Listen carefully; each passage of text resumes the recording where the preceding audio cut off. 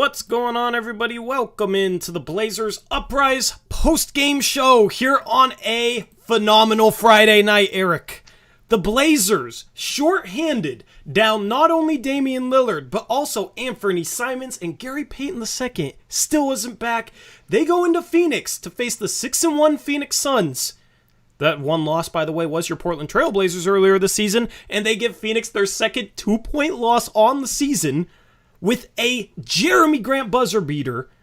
And oh my goodness, this was an absolutely phenomenal game. We'll get into the recap, but first, let me thank BetOnline for sponsoring this post-game show once again. This is the Blazers Uprise post-game show presented by BetOnline. You can use code BELIEVE for 50% rewards. Definitely, if you want to get in on some sports betting action, definitely check out our friends on BetOnline. Thank you to them for supporting us. Anyway, Eric, me and you were watching this game together over on Suns Valley podcast. It was riveting. Woke up my wife. You woke up your wife. I was confused on that last play. Oh my goodness, how in the world did the Blazers not only go in and win this game, but they controlled most of this game. They looked like the better team for the better part of this game. Yeah, they almost blew it, but without Dame, without Ant, without GP2, their best two offensive players and their best defender, they don't have any of those guys. They go into Phoenix and beat the Phoenix Suns. I am amazed right now. I'm at a bit of a loss for words. This was one of my favorite wins that I can remember as a Blazer fan. This team is looking special, 6-2. How are you feeling? Man, just amazing. This is the thing, though. Like, when you're a tough physical team and you want to have that identity that you're a tough team to play and no one wants to match up with you, you can scrap out games sometimes like this. And it was so fun to see the energy. I thought it kind of died down a little bit in the second half, and that's kind of why we let them back in the game. But the energy in the first half, especially, it turned when Keon came in, and he was just a pest on defense all over the place, making plays. And when you have defense like this, I mean, Phoenix is a dang good offensive team, and Ayton was on fire at the beginning of this game, hitting threes left and right, making almost all his turnarounds. Like, it was looking like they were going to score. We got off to a bad start again in the first quarter, and somehow we just grinded it out and played really good defense the rest of the way. And I'm just so happy. And then to see the vibes at the end with the team all gathered around Jerami Grant, doing the posing, it's just so fun, man. It's just, man, it's a joy to watch teams like this. And yeah, I mean, it would have been a good game, I think, regardless of the outcome, whether we won or lost, but to get a win in that thrilling of a fashion was just really cool. Absolutely. And I understand the Blazers' hot start, maybe having some patience before you buy stock in this Blazer team. Mm-hmm. But at this point, what else are you waiting for? Their identity has become established. Chauncey has answered any doubts in regards to, can he coach an NBA team at a high level? Like, this team has an identity, and it's on the defensive end. Mm-hmm. Without Dame, without Ant, without GP2, what would have been the excuse in past years when we lose by 30? Oh, well, what do you expect the Portland Trail Blazers to do when they're injured, right? Instead of, yeah, we're injured, but we're going to try and be more physical than the other team, play harder than the other team.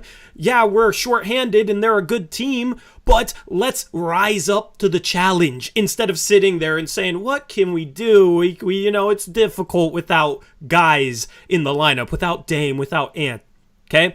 This team rose to the challenge more so than I've seen any Blazer team in previous years, man. Super shorthanded, a team that's been really, really good.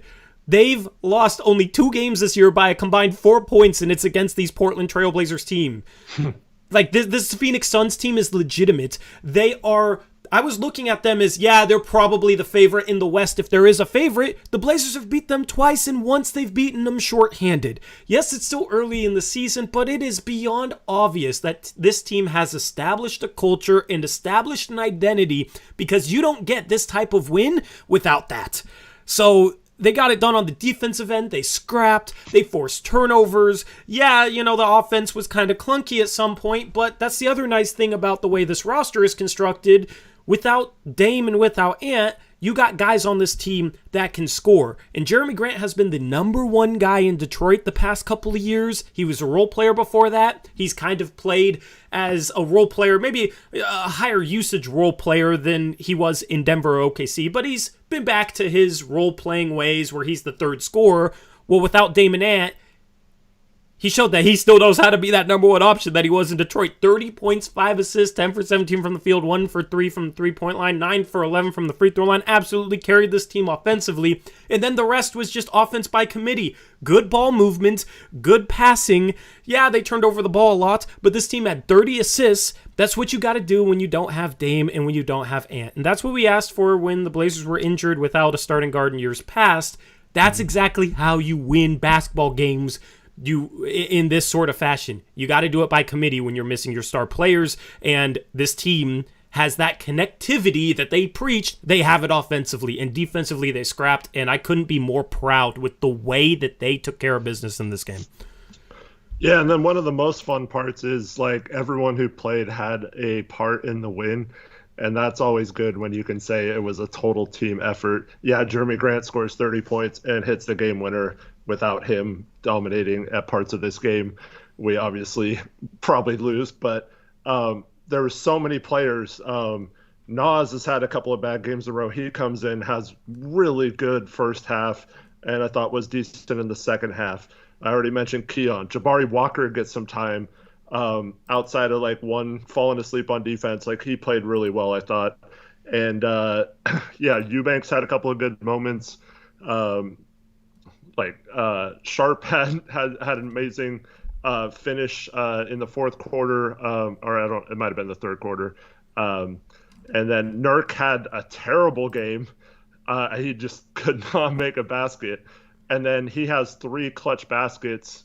Stepped up when it mattered most in the fourth quarter, including the go-ahead 3, and then Booker hits a 3 right back. But he had an offensive rebound putback and a post up where he scored out of it.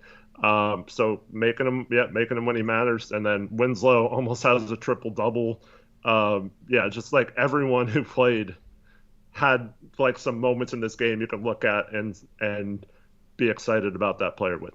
Yeah, absolutely, man. There's so much to get to with this game, but let me thank a couple donos. First off, Andrew Hartwell, All-Star member for 14 months, says, "Let's go!"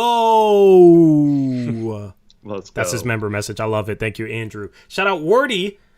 Wardy, $2 dono, says, "Big dub. Wow, thank you, Wardy. Good to see you, man." If you guys are Mets fans, if we have any Mets fans in here, definitely check out Wardy.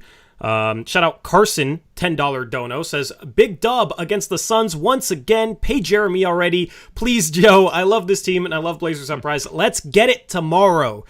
Thank you, Carson, with that $10 donation. Yeah, we do this once again tomorrow, man. I kind of wish we had a couple days to just let this marinate, but we do it right. We do it this time tomorrow night. Yeah.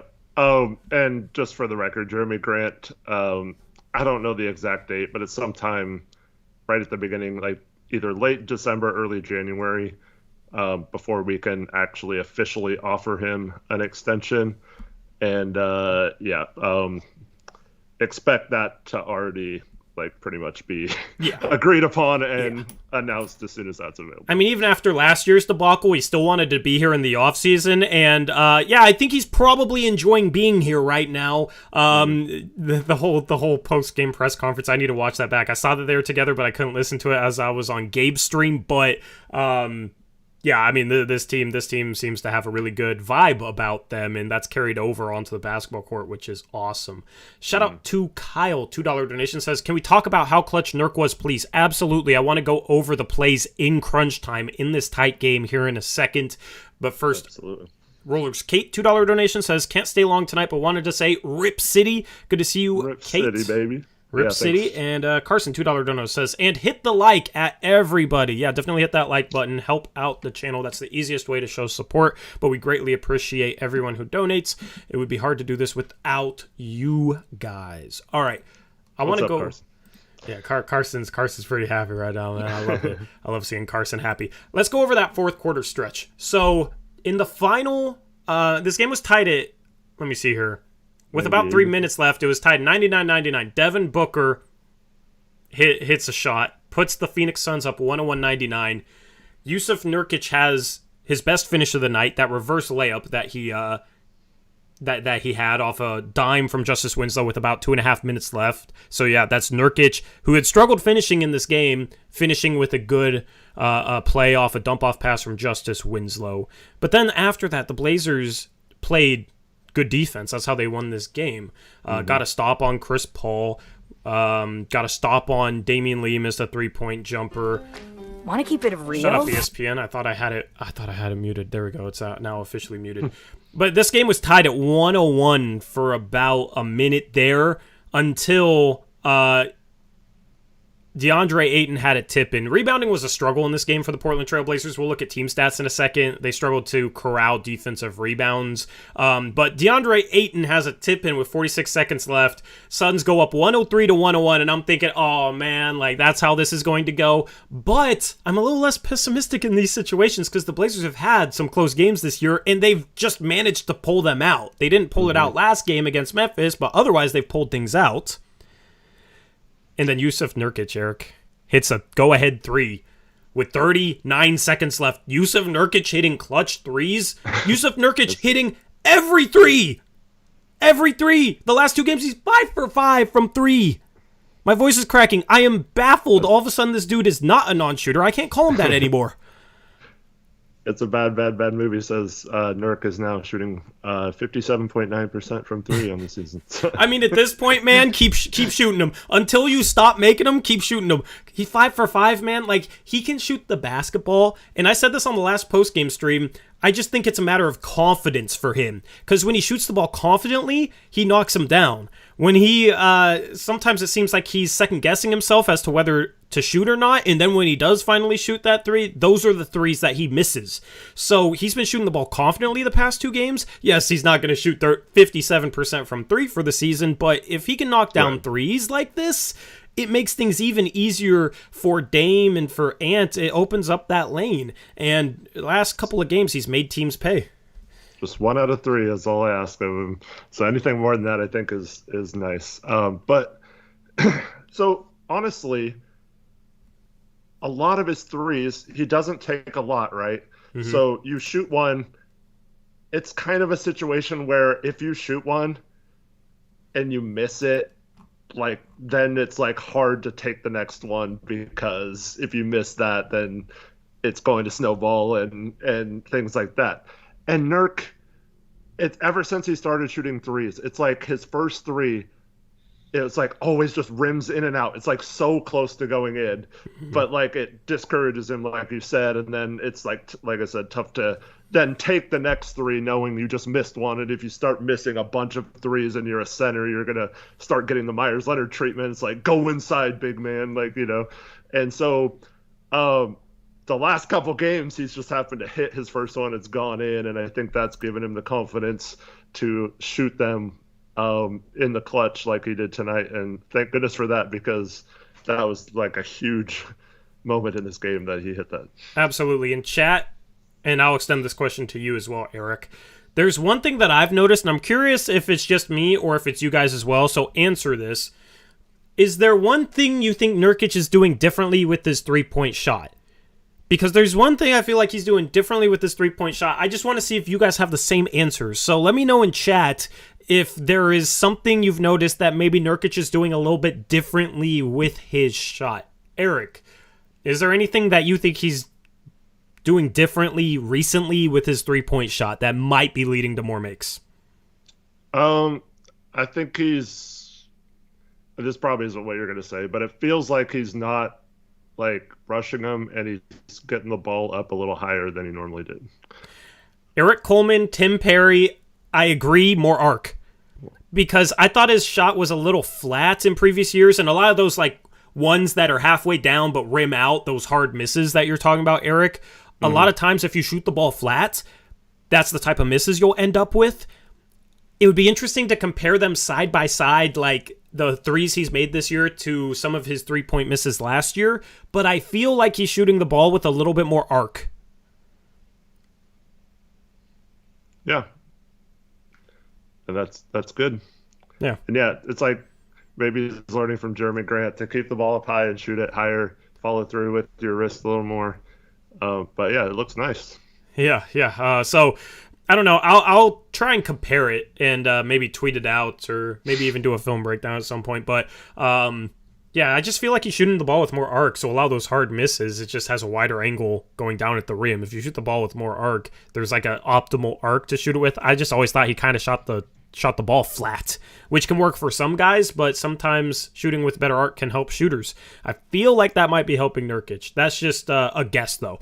Shout out to Carter. $2 donor says, so hyped for these Blazers. Keep killing it, guys. Thank you, Carter. Shout out JM1231. $2 donation says, how about that Shaden layup, Rip City? Yeah, that Shaden layup was beautiful. That's how he has to use his athleticism. Dunk on people or hang in the air and finish. The last two games, I felt like he's been settling a little bit, not really attacking the rim.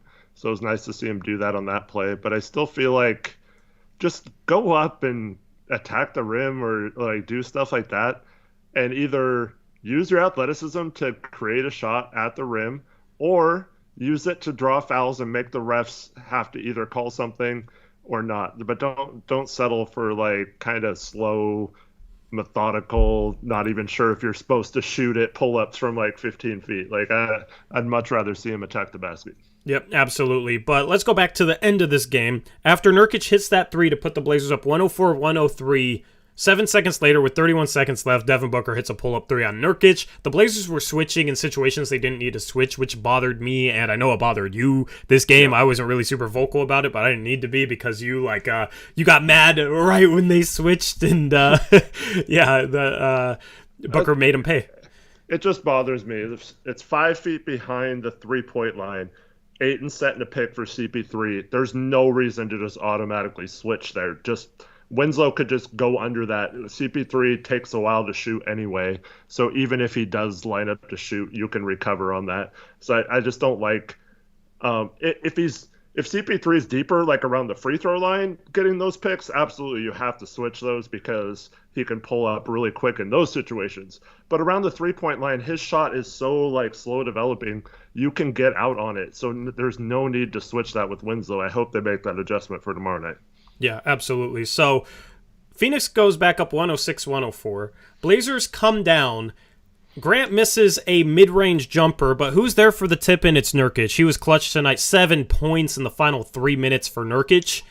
He carried them last game almost to a win. He had a great game the game before. This game, he struggled at times, but instead of losing his head and losing focus like he's prone to do at times, when it mattered most and the pressure was the highest, he stepped up when the team needed him to, shorthanded. So gotta absolutely give Nurkic credit for that. He gets that putback to tie it up at 106 with 23 seconds left. And I would not have been surprised if Chauncey didn't even put him back in this game. That's how bad he was at points tonight. But credit to Chauncey for sticking with him at the end, and props to Nurk because that's been one of the biggest complaints about him, right? When he's having a bad game, he mopes and has an attitude, and he either is good or bad, and there's no in between or whatever. Mm-hmm. So props to him for getting out of that funk within a game.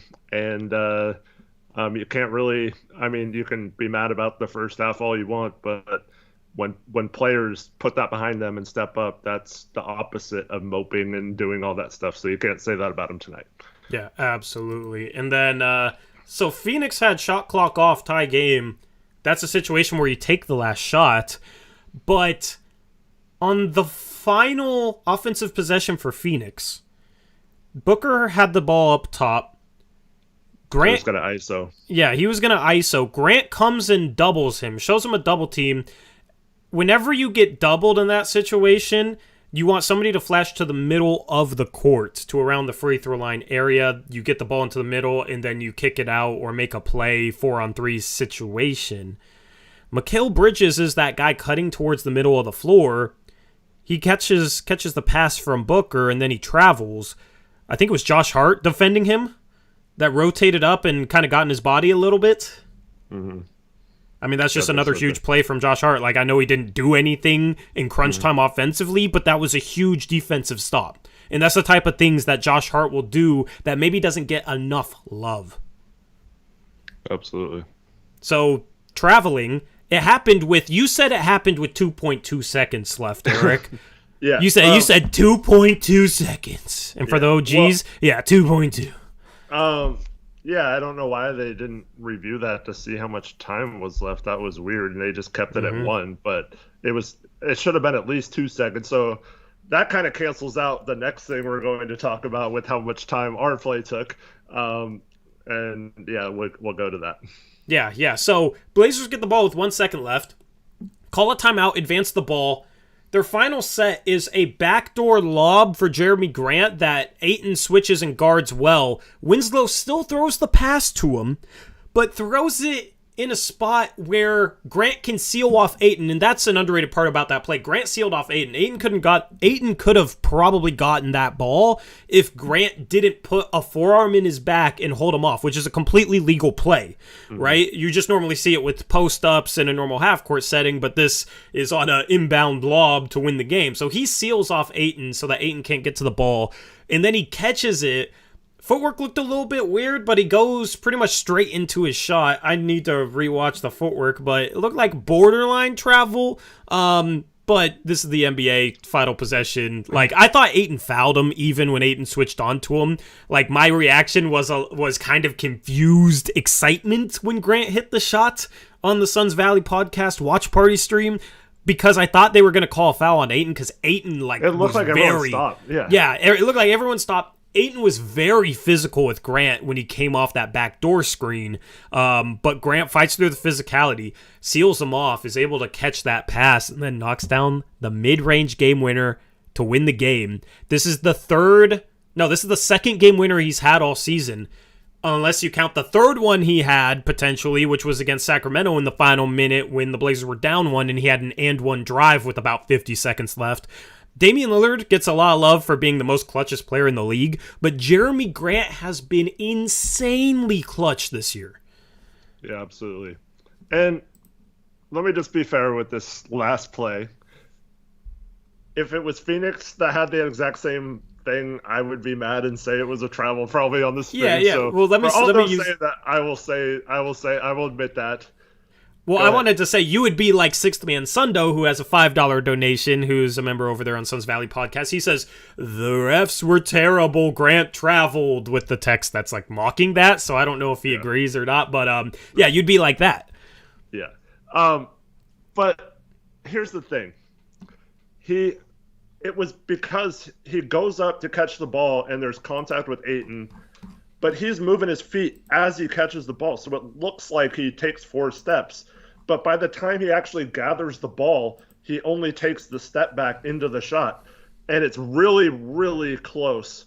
But I don't think – I just have a feeling in the last 2-minute report tomorrow, it's going to confirm that it was the correct call to not call the travel.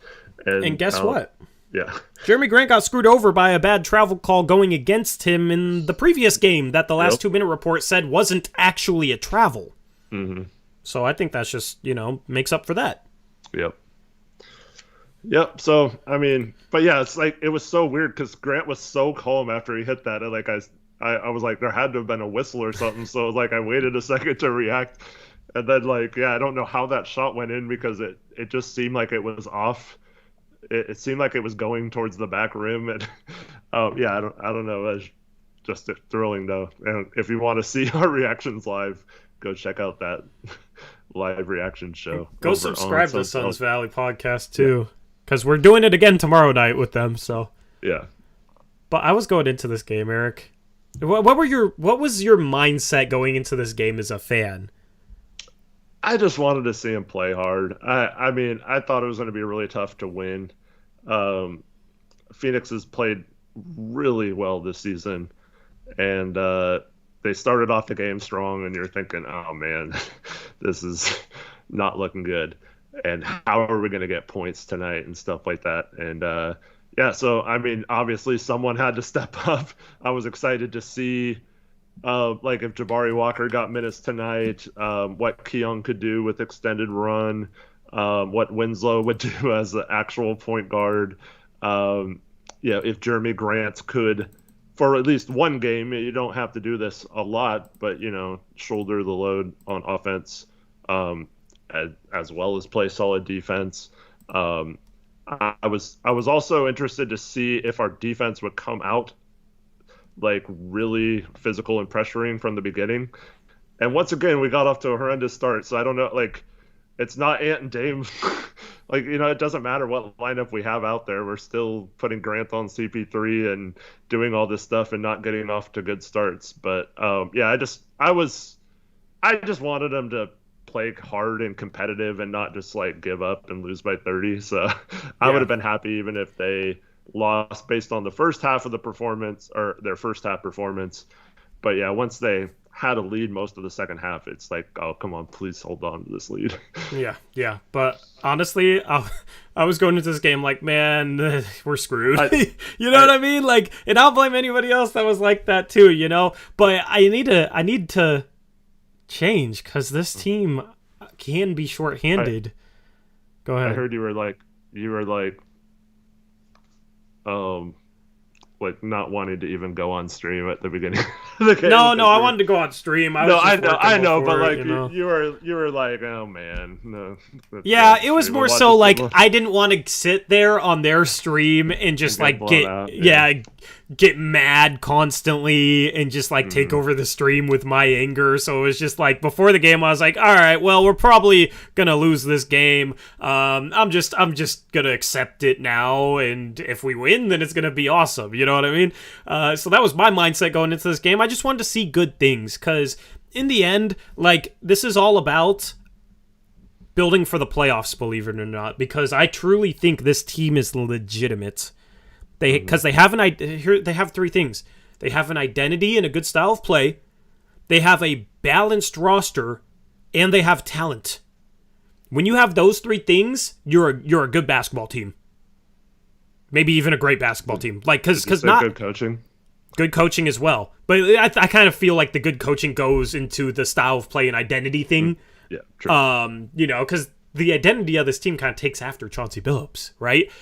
And Chauncey Billups has done a phenomenal job this season. I criticized his coaching last game, but, that was just more of a decision-making X's and O's thing. Everything he's preaching from, like, the connectivity, the way they need to attack offensively, their philosophies defensively, how hard they need to play. He's getting his players to play hard for them. Like, all that type of stuff is perfect. It's what we've needed for a while, right? But then it's also you have the roster construction to complement that, and then you have the talent to complement that. So, Jerami Grant is our third offensive option, but when we're missing our top two guys, he can go in there against a really good Phoenix team and drop 30 points on 10 for 17 and hit a game winner. Mm-hmm. When has Portland ever had a third option like that? Yeah, I mean, what's crazy is why can't they play like this and just have Dame and Ant spotting up in the corners, like as those options on the three, like Keon got a bunch of 3-pointers in the corner, Sharp got a bunch of kickouts, Hart gets kickouts, which he rarely shoots. Like, why can't we just play more like that, but have our actual good shooters just like be a part of that too? Well, I think that's where they're trending towards, you know what I mean? Yeah. Just Dame and Ant, not like, they still should be shooting the most shots and everything, but just them playing as a part of this offense, like this offense looking like this tonight, and then Dame and Ant just playing out of that, it's going to make things easier on those guys. They might get better shot opportunities. And then, if Dame or Ant gets going, then okay, you feed the hot hand. That's what Golden State does so well, right? Now, a lot of it is Steph Curry's like running like crazy off the ball, but he opens up a lot of things for other people, and their style of play is kind of based around Curry, but they get other guys good shots, and it doesn't have to be all Steph Curry. Mm-hmm. That's what I've always wanted Portland to do, because it's always just been pick and rolls, some stagnant offense, last in the league in assists, last in the league in terms of passes, and it's just been dependent on, okay, Dame's going to have to create good shots for everyone instead of just the offense in general, the ball movement, players cutting at the right times, being able to freelance, screen off ball, push and transition, like the offense in general creating good shots for the entire team. Mm-hmm. If we ran the type of offense we did a couple years ago with this lineup tonight, we'd lose by 20. Yeah. We didn't have a point guard. I mean, like, Winslow had, 9 assists tonight? So that's why I was saying, like, you can find ways to make him yeah, almost like you could find ways to make him effective with good shooters too. Like this was without, I mean, yeah, Grant got hot mid range, but those are mostly like ISOs in the first half. He hit like 6 in a row. It was crazy. But like the way Winslow plays, like, I mean, I know you're going to point to the 3 really bad turnovers he had where he just walks the ball up the court and loses the ball to the other team for a live ball fast break for them, which And is then, bad. yeah, and then he had another turnover, which was a moving screen on Eubanks that was actually entirely Winslow's fault. Because Winslow started driving right towards Eubanks when he was coming up to set a screen. But like that's the thing, he's not a point guard, and he's being tasked with playing point guard. So you would expect those mistakes against a good defense for a guy who's not a point guard. Yeah, but like, just I mean, because that's what Golden State does. Like you mentioned, they have Draymond be like the de facto point guard a lot. So if you can have a guy, I mean, I'm not saying Winslow's as good as Draymond or anything, but like just have that guy where he can bring it up, and it kind of, I mean, he did it without a lot of spacing in the lineup today. I mean, Nurk hit 2 threes, of course, but like is not spacing the floor the entire game. They're pretty much giving it to him, and they're backing off Winslow and not respecting him as a shooter. And Jerami Grant, I think, only took a couple 3-pointers in this game out of his 17 shots. And so Hart still refuses to shoot threes. I think he hit 1 tonight. But yeah, it's so like he did this without any 3-point shooting. So imagine when you have just one of Dame or Ant or both of them in the lineup too, where they're spacing the floor and the whole team has to play out further because of those 2 guys and how deep of threes they can hit. And then you have that he has more of a passing lane to open, and then guys like Grant and Hart cutting to the basket, or Sharp, or whoever that other guy is, can get more open. And that's why we had success with that in other games where we get a lot of lob dunks and things like that, is because of the attention those shooters create. So just find a way to integrate both of these really good things into one, and you can have something really special. Yeah. And in the end, in a game like this where you're shorthanded, you got to have guys step up and fit the style of play. You need guys that will step up and make the right play or try and make the right play offensively. And then you need them to defend. And the Blazers had guys who did that. I don't want to get ahead of ourselves because we're going to run through the player cards and look at that after we look at these team stats and then Brand's breakdown. But the Blazers had guys off the bench, even a surprising rookie appearance that came in and made some good things happen, and that's what you need. But that's the hallmark of a good team. They have guys that come in and fit the style of play. That's been, you look at Golden State. I mean, I don't want to continuously compare this Blazers team to Golden State of past years. I'm not saying this Blazer team is a, perennial championship contender or anything like that, even though they look like one right now. But it's more so that's the gold standard, right? Is being able to put in players that don't play night in, night out. They maybe even a player who hasn't played all season in meaningful minutes, but they can fit your style of play and not hurt you. And they will play defense and they will play hard. And then on the offensive end, if you move the ball, you at least have a fighting chance because you can generate some good shots. And these are all NBA players, It's just the best of the best can create whatever they want off the dribble, whereas some unheralded guys need offense created for them or need some sort of advantage, need driving lanes created for them, right? Or need to be ran off screens or what have you. So that's where you have a fighting chance. Anyway, here are the team stats. Well, real quick, just to add on to that. Yeah. So Golden State this year, what's happening? They're 3-7 now. They lost again tonight. I know they sat everyone. But they lost to the Magic with everyone last night. And so what are they missing? Guys like Gary Payton, Otto Porter Jr. Those are the kind of guys they've had in the past. Andre Iguodala hasn't played this year yet, and he's getting up there in age, so I don't know how much he's going to help this season. But they're missing those kind of guys off their bench, those dogs that come in and just get the job done, do their assignments, play their roles. And they don't have that this year, and you see how much they're struggling in these games. And you see Portland have 5 of these guys now that are, as Chris Brandlin points out, glue guys who just come in and do their job and then when they need to step up and make plays on a night where we're missing guys who would normally make those plays. And so it's just really cool to watch. And then I think we have a hidden one in Jabari Walker that could potentially be like a sixth guy we add to that mix. And I know he's never going to get rotation minutes if we have our full lineup of players, but it's just so cool to see like another guy that you can maybe count on to play 20 minutes if we're missing guys in action and not see that drop off like you're talking about. And it's just next man up type mentality. And I love it. Yeah, absolutely. And that was going to be my point, is like, are these five guys, are we counting GP2 and are we counting Trendon Watford? Right, yeah, we don't even have... Yeah. I haven't even mentioned Trendon Watford this stream, right? Talking about the guys that the Blazers were missing tonight. Yeah. Yeah, but I feel like Trendon Watford would look really good in this type of offense that just attacks, kicks, plays up tempo. At a small ball backup center spot, I feel like Trendon Watford would be really good in this type of offense. Like, he's another one of those potential glue guys that, you know, is unheralded, not a big name, but could be that guy that comes off the bench and creates problems. Because that's the thing, is contending teams have those types of role players like Portland. Part of it is just having the right types of players, but then part of it is just establishing a style of play that is able to maximize guys instead of, oh, well, you're going to go sit in the corner even though you're Derrick Jones Jr. and Dame's going to create pick and rolls every time down the floor, and then we're going to post up Melo and he's going to try and go one-on-one consistently even though he's a better three-point shooter. You know what I mean? It's a better style of play, and it's a more productive style of play, and it's leading to regular season wins right now, and it'll be harder to guard in the playoffs. It'll be harder to guard in the playoffs. But 6-2, man. I was just hoping that the Blazers would win one of these upcoming 3 games on the 6-game road trip against Phoenix twice and then Miami. I was just saying, okay, just win one. I mean, they've already won one. And I can't rule them out winning tomorrow or the next night. Yeah. This team has been in every game pretty much. Out tomorrow, but hopefully that doesn't happen. Yeah, I mean, this team... They're going to be tired tomorrow. The only game this team hasn't been in is the Miami game where Dame got hurt. But they were leading in the third quarter.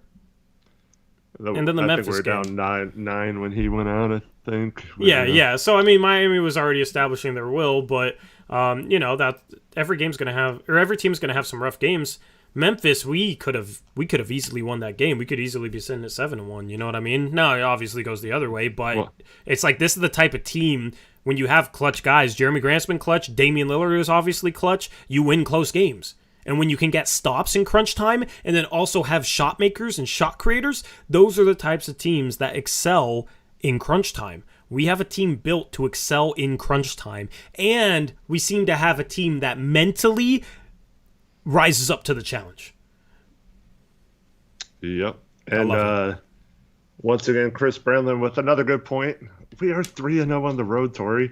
Remember last year when we just absolutely were no-shows on the road early in the season? We're like, what? This isn't the same team we just saw the night before. Like, we blow out Phoenix, and then we go down to L.A. and get blown out by the same point total against Clippers pretty much. And, like, it doesn't even look like the same team home and road. But that's what, when you have this, like, scrappy, fun team, it travels, man. You can do it. You can replicate it either at home or on the road. And it's great that they can bring that energy and have that like passion and effort on the court without the home court being behind them, the home court fans and all that kind of stuff. Because the Moda Center, like when we came back and tied the game against Memphis, the Moda Center, like you could hear it on the TV. They were going crazy. And, so, like, it's easy to get into that and get lots of energy in there. But, like, to see this kind of effort, especially in the first half when they took control of this game, as a road team that's, like, a heavy underdog, that was just, like, really exciting to watch. Yeah, absolutely. Do you know when the Blazers got their third road win last year? I'm going to guess it was December. January 15th. January was even worse, yeah. January 15th. Jeez. And we're just at, what, November 4th today? It's November 4th. That's 2.5 months earlier. But my whole point last year, and This is the point I was making coming out of the preseason this year. Last year, we looked really bad in the preseason, but then starting the season, we played really good and looked like a really good team at home. We just mentally couldn't get that to transfer to road games. Like, we just mentally were not all there. The effort wasn't all there. The buy-in wasn't all there. But, like, when this team bought into Chauncey's style of play or, played at home, they looked really, really good.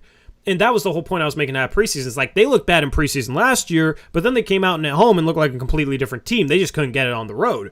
There's nothing to say that this team couldn't come out this year and do it at home and on the road if they could figure out how to bring that mentality. You know what I mean? Like, that's the point I was making out of preseason. And I feel like a lot of people thought it was just like too over optimistic and everybody was like really down on this team after preseason. Or not everybody, but a lot of people were really down on this team after preseason.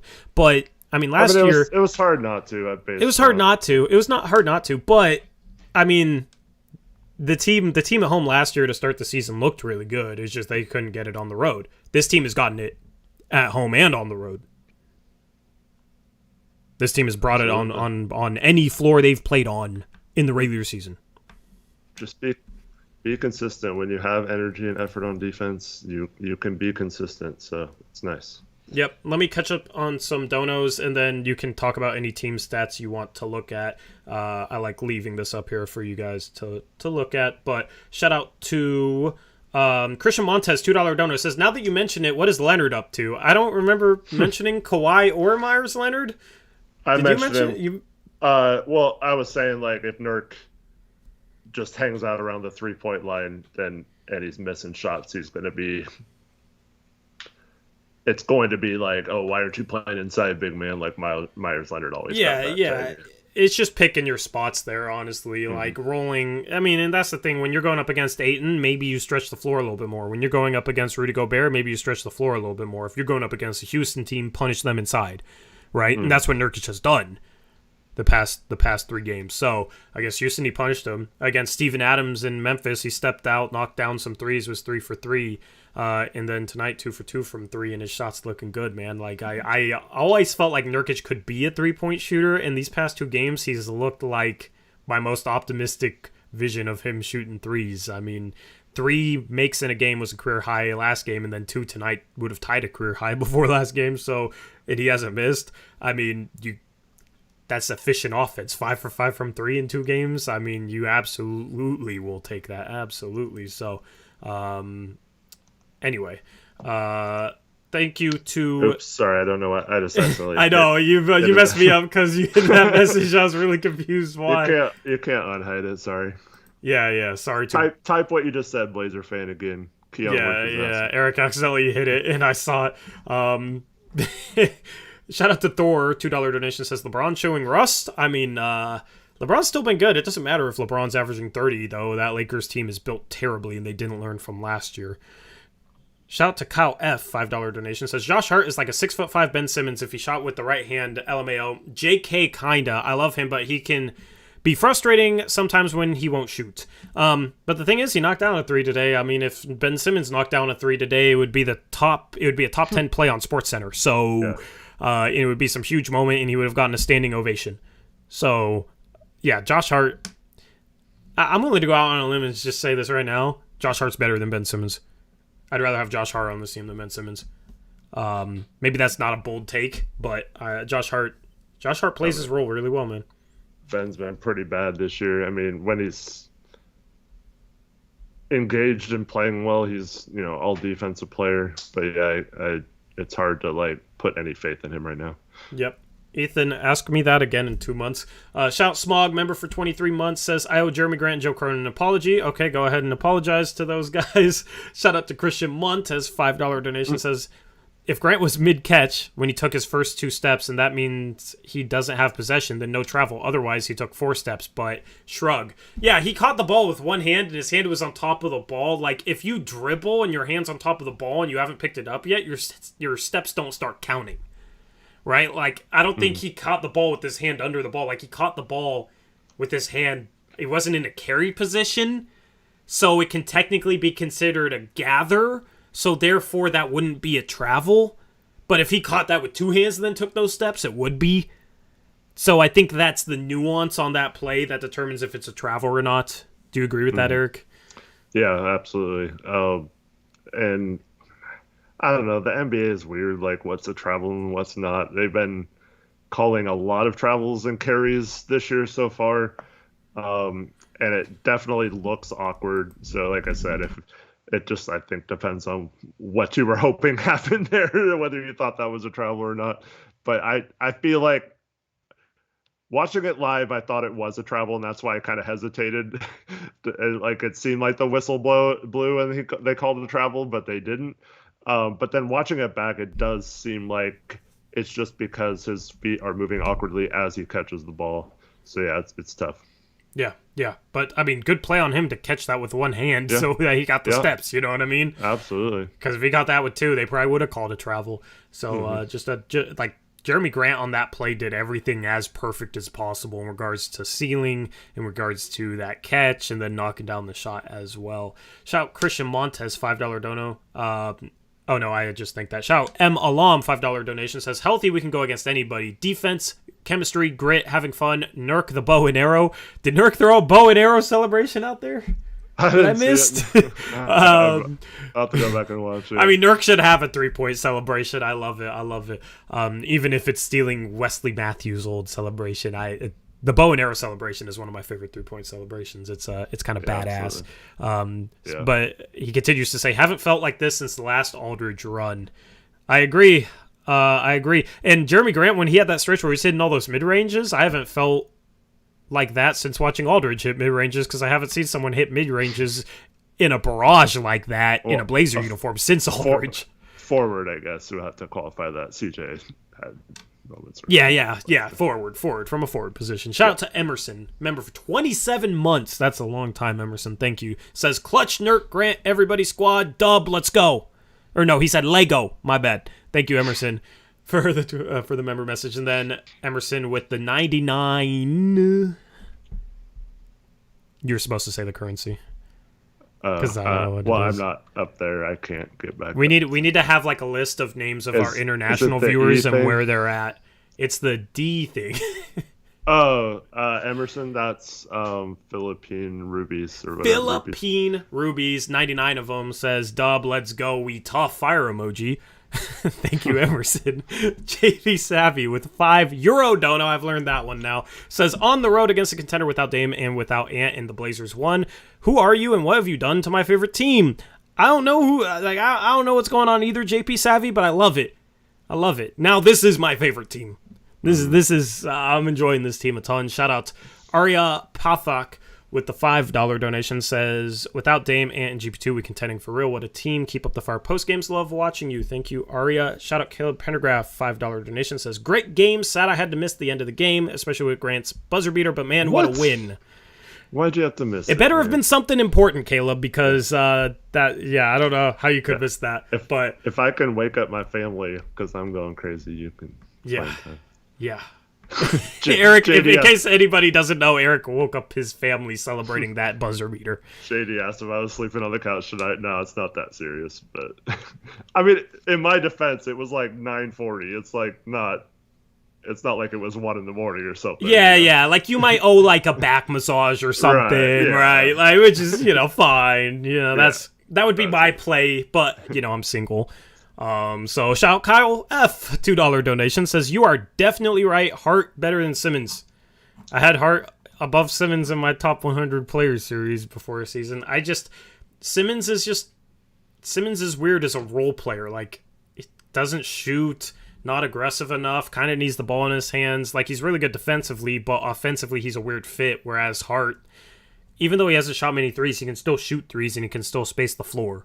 Like, the reputation that he has as a three-point shooter far exceeds Ben Simmons' reputation as a three-point shooter. So, I still love the way Hart's fitting in. Yeah, it can be a little frustrating when he passes up open three-point jump shots, but Hart played good defensively today, had a key defensive stop, was 3 for 7, 1 for 2 from 3, and had 9 rebounds, 6 assists, 7 points.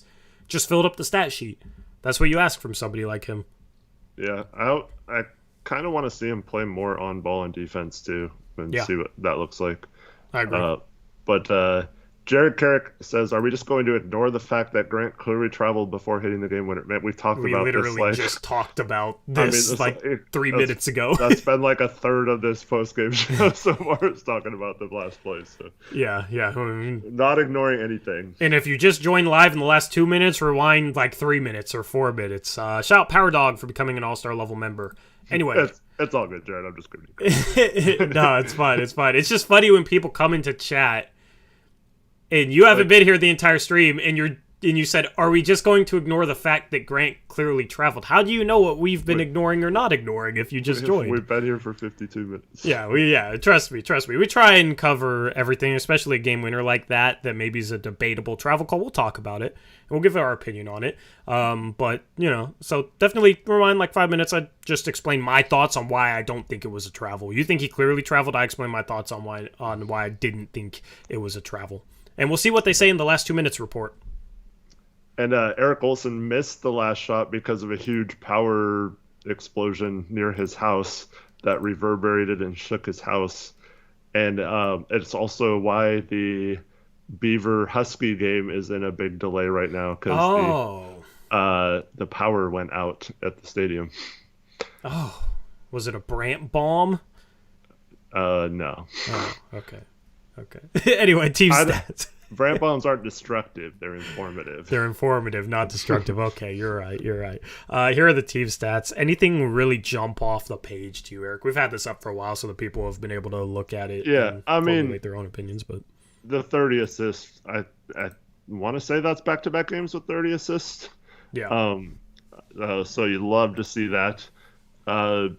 I think they only had 17 turnovers. Yeah, they had 17 turnovers. Both teams had 17, but 18, 17. Still a lot. I mean, 17 is still high, but it seemed like 3 or 4 of them were in a stretch where we let them back in the game in the second half, where we just turned the ball over and then gave up open shots on 3 or 4 straight possessions.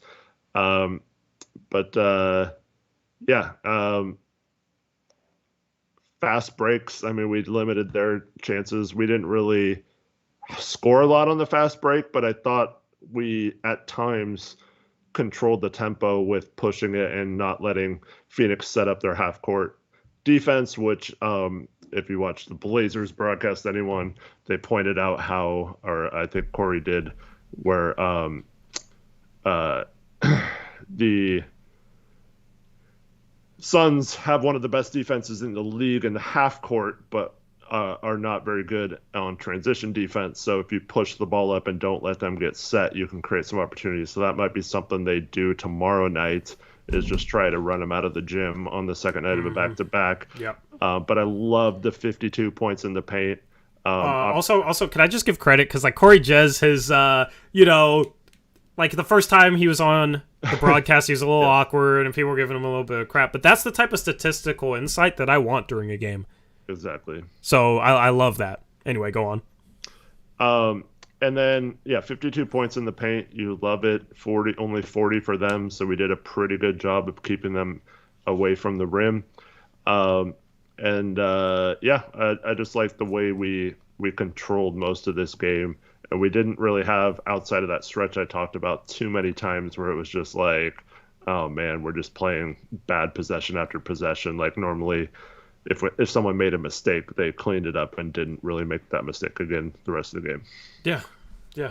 30 assists, you'll live with the turnovers, because that's the thing is, with a team like this, you have to be able to move the ball and pass. And the Blazers got some points in the paint, a lot of points off just dump-off passes. Drew Eubanks was 5 for 5, and I don't think he created a single one on his own, because, that's not really his game. So that's just people feeding him, and you'll live with the turnover number if you're also getting high-caliber, high-quality shots for some role guys. And that's just a byproduct of that, So if it's turnovers where guys are traveling or just throwing passes out of bounds that are just bad passes or moving screens or that sort of thing, then I'm not as big of a fan as those, compared to, okay, you're just trying to make the right play and get a teammate a high quality shot, because that's what you have to do without Dame or Ant there to maybe carry the offense. So I'm okay with that. But it is something they need to clean up, because they've struggled so far this season with the turnover number. And imagine if they clean up the turnovers. And Priest has a good point. He says that they didn't have our two best ball handlers tonight, and Yeah. we didn't really have an actual point guard. So I guess you if 30 assists, if you would have told me before the game we had 30 assists still tonight and 17 turnovers, I still don't know if we win the game, but I would have taken that before the game if that was my option. Yeah. Especially not getting to the free throw line either. 15 free throws to 21 for Phoenix. I mean, this Blazer team had 52 points in the paint, consistently attack the paint, attack the paint at a higher rate than Phoenix, but only goes to the free throw line 15 times. I think there was some questionable refereeing in this one. I don't think it was as bad as last game, so I didn't really lead with it, and especially, we won, and it was maybe a play that they could have called a travel for Jerami Grant, so, I'm not going to sit there complaining about the refs, but there is some questionable stuff in this game, I thought, as well. Overall, just, I don't even remember, because there's too much good to think about. I'm not thinking about the refs now, but I remember during the game, there's a few plays where I just didn't understand some of their calls. The play where they challenged it, once again, Nurk gets fouled on a offensive rebound attempt, and then they call it off him, obviously, because they can't overrule that on a Yeah, but the only reason Nurk hit the ball out of bounds was because his right arm's being grabbed by Chris Paul, and that's after he got shoved in the air. You could see it on the replay as well. So, shout out Sam Dooley for becoming a starter level member. Welcome to the Uprise Army, I'm going to call you guys. Thank you, Sam. That's so cliche, though. What? Nothing. You don't like Uprise Army, huh? No. I just the Beavs. I have an eye on the Beavs game. Yeah, I should have known. You're looking up. They had a wide open receiver down the field, and he missed him. I'm like a casual bandwagon Washington fan. I don't really care about college football. Yeah. They're not good enough for me to care if they win or lose this game, honestly. Yeah. So I mean, it's a tough game for the Beavs, but yeah. Yeah, especially because you guys are ranked, so that's cool to see for you guys. So, good luck to y'all in this one because I'm off the Washington train for this year. Anyway, fast break points. I'm surprised not to see a higher number there. I felt like this team pushed the pace more. In the first half, it seemed like the game flow was crazy, fast. I think it was just hectic and sloppy. The first half went by really fast too. Yeah.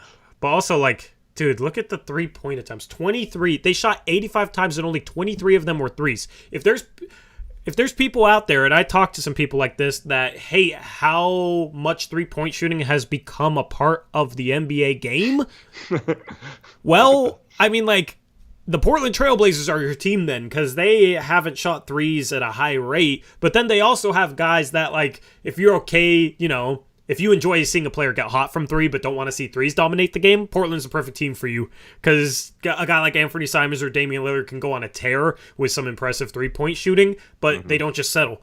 They attack the paint. They get to the free throw line. They get good shots. So I think the turnovers is a bit of a byproduct of that, but you will absolutely take that, and especially you get to the free throw line more than this, it puts certain guys in foul trouble, especially if you're playing against a good offensive center. If you can get him in foul trouble, that changes the complexion of the game on both sides of the floor, and you can do a lot of good things attacking as much as the Blazers have so far this year, but the efficiency numbers are impressive. 51% rounding, of course, from the field, 43.5% from three.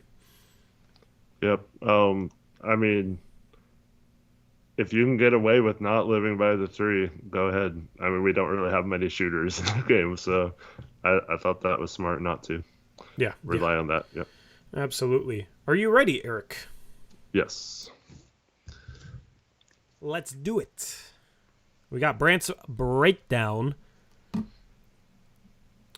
4 plays from today. Play number 1. Let me 3 plays. 3 plays. Sorry to oversell you guys. 3 plays. This is right at the start of the game. Blazers up 2-0. All right. It's time again for why did someone get a wide open 3? Man, we need more positive plays when we're playing this. I know. Relax. We'll see. I need it. But it's rare. Yes. Well, I was on the stream in the second half, so I didn't really have a chance to take pitch. But but this is a good way to know what you can still improve on, right? And so the Blazers are in a zone here. Phoenix has 3 players around the top, and one player in the top corner. So Winslow's basically guarding no one on the bottom left of your screen. And then as we go to the next slide, we see that Chris Paul is going to pass over to Cam Johnson. And then the Blazers are still set up really well here. Basically, at this point, even though they're in a zone, like you start in a zone, but as the play develops, you basically want to then match up at some point. So at this point, you basically have assignments like a man-to-man, even if you're still in the zone, unless something like drastically changes in terms of like off-ball positioning on players. But for the most part, from here on out, you want to stick with your guy. So as we go into the third slide, we see that Cam Johnson kind of fakes like he's going to the right or his right, and Jerami Grant bites on it and gets out of position. And in the fourth slide, we see that Sharp then thinks he needs to come over because they're technically in a zone. So basically, because Grant doesn't just stay on ball as the defender there, he creates a situation where Sharp thinks he needs to come over and get ball when he doesn't have to. And unfortunately, we have two people run to ball, and then Winslow's stuck either staying with Bridges in the corner or letting Chris Paul shoot a wide open three, which in the last slide he does and hits. Yep, and that's just a miscommunication. I think the Blazers' man-to-man defensive call is 5. Mm-hmm. I don't know if that's correct, but I think it's 5.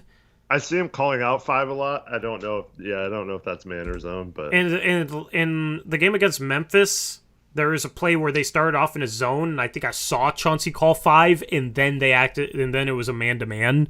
Mm-hmm. They switched to a man-to-man in the middle of the defensive possession. You can do that if everyone's on a guy, right? But the problem is if somebody gets confused or whatever and still plays zone, and then somebody tries to compensate like Sharp does, open 3. Yeah, the chat's saying, thanks, chat. It says man is 5, zone is a fist. Good job, chat. Shout out to... Yeah. I don't know if you guys are copying Andrew K is the first one I see with that, but... But if you go back to the second slide... there was a YouTube video where they pointed out man was 5 and fist is zone. Okay, cool. Well, I gathered it on my own. Oh, yeah. Duh. I know what video they're talking about, yeah. I don't know what video they're talking about. There was one where like it was breaking down Chauncey's defense and stuff, yeah. Okay. Well, you should send it to me after so I can watch it. But cool, I'm happy with myself because I was right and I gathered that all on my own.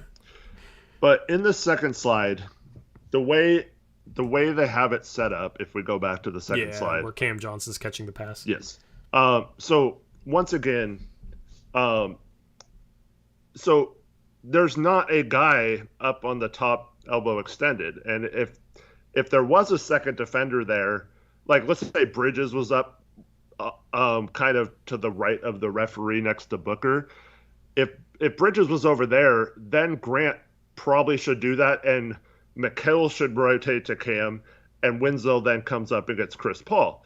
But because there's only one guy on that side, Grant can't leave ball here. He has to come out and get ball. So that's his assignment in the zone. So he thinks he's playing an area, but when there's no one in that area and someone near your area catches ball and the other two or the other side of the floor has 2 guys versus 1 on your side, that's when you have to go to the middle and take ball. So the fact that he goes to the side of the zone instead of going up top for Cam is what messes this play up. Yeah, absolutely. You should be closing the gap there.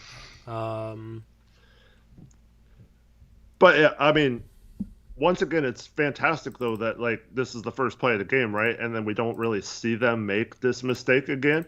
Yeah. So like good on, I don't know if that's Chauncey or like one of the assistant coaches or what, but they're definitely working on these things and adjusting during the games. Absolutely. Let's move on to play number 2, Eric. Got another defensive possession. Yep. And so on this one, we are going to see that they're gonna run like a down screen. We got Sharp guarding Booker down here, and Damian Lee is going to set a screen for him. And Booker's going to come across it. There was some action that wasn't really important, but Booker's going to end up not having an advantage. Sharp does a good job of getting through the Damian Lee pick and stays in front of Booker so he doesn't have a shot, and he has to pass it over to the other side. Now we have a situation where I think this is Shamit has to drive to the basket, and he's actually going to get by. Oh, that's not Sharp. That's Sharp's on Booker. Yeah, that's Winslow. Winslow. Yeah. Or no, that's Nas. That's Jabari Walker, I think. Up top? Oh yeah, that is Jabari. You're right. That is Jabari. Shout out to Jabari right away. So anyways, he actually gets beat off the dribble here. Yeah, it is Jabari. He gets beat off the dribble.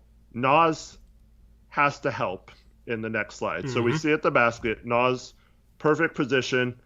Jabari leads him into it. Nas helps. Kick out to the corner, right? So now we have, this is classic Blazers for the last couple years, right?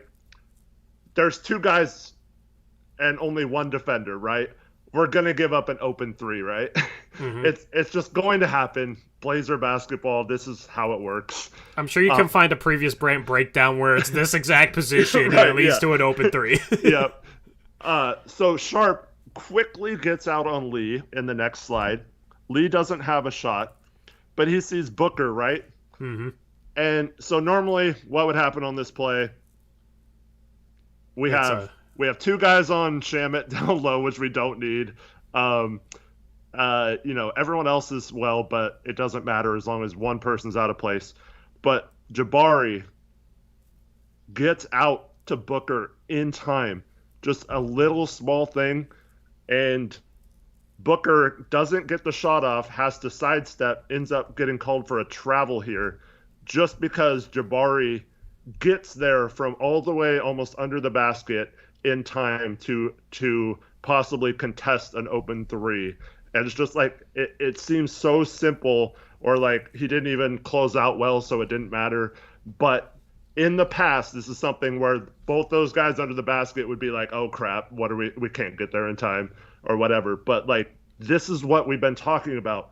It's the little things, like just running out there, flying around. Even if you mess up an assignment or you get beat off the dribble like Jabari did early in the play, he didn't give up on it and ends up, we have Sharp rotating down in the perfect spot. Jabari's got to get out there if we're not going to give up an open three, and he does. It's just like great team concept rotations. I love it. I was hoping to see this play because that's our two rookies. That's why I have my reaction to the start. Exactly. I know. Two rookies, but then also it's our guy who struggled with off-ball team defense making the right rotation as well with Nasir Little. And in last year on the road, the team would maybe rotate up to this point, and then the two guys under the rim just wouldn't even run out at where Devin Booker is. They just stand there and watch him shoot.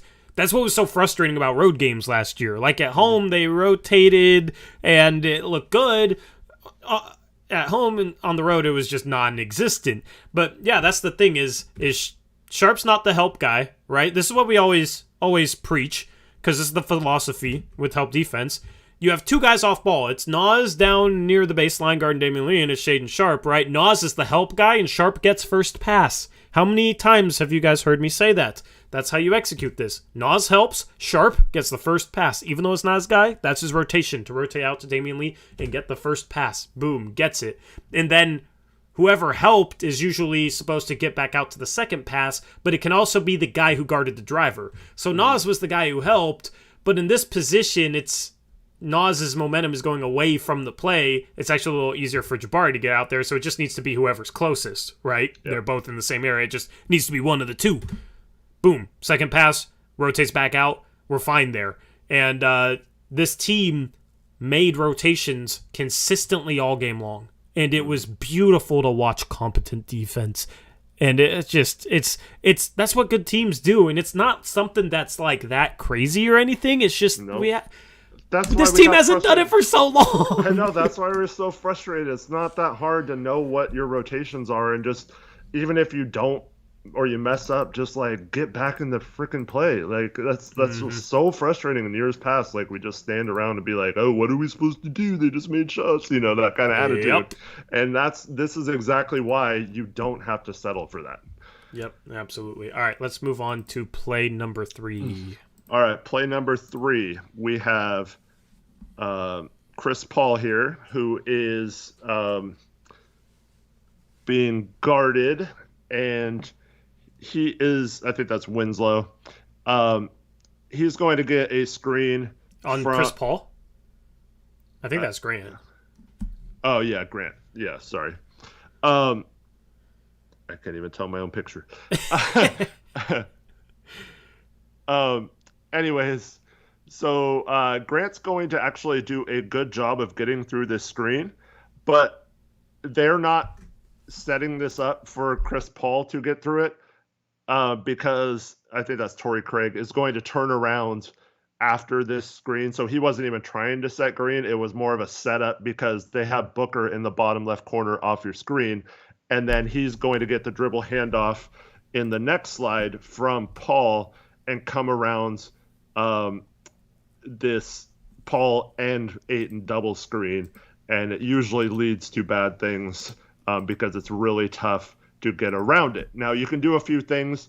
Grant could, or Hart, could see this happening and just shoot past Eubanks here and beat Booker to that spot. But that's probably not going to happen until you get like really locked in as a team defense.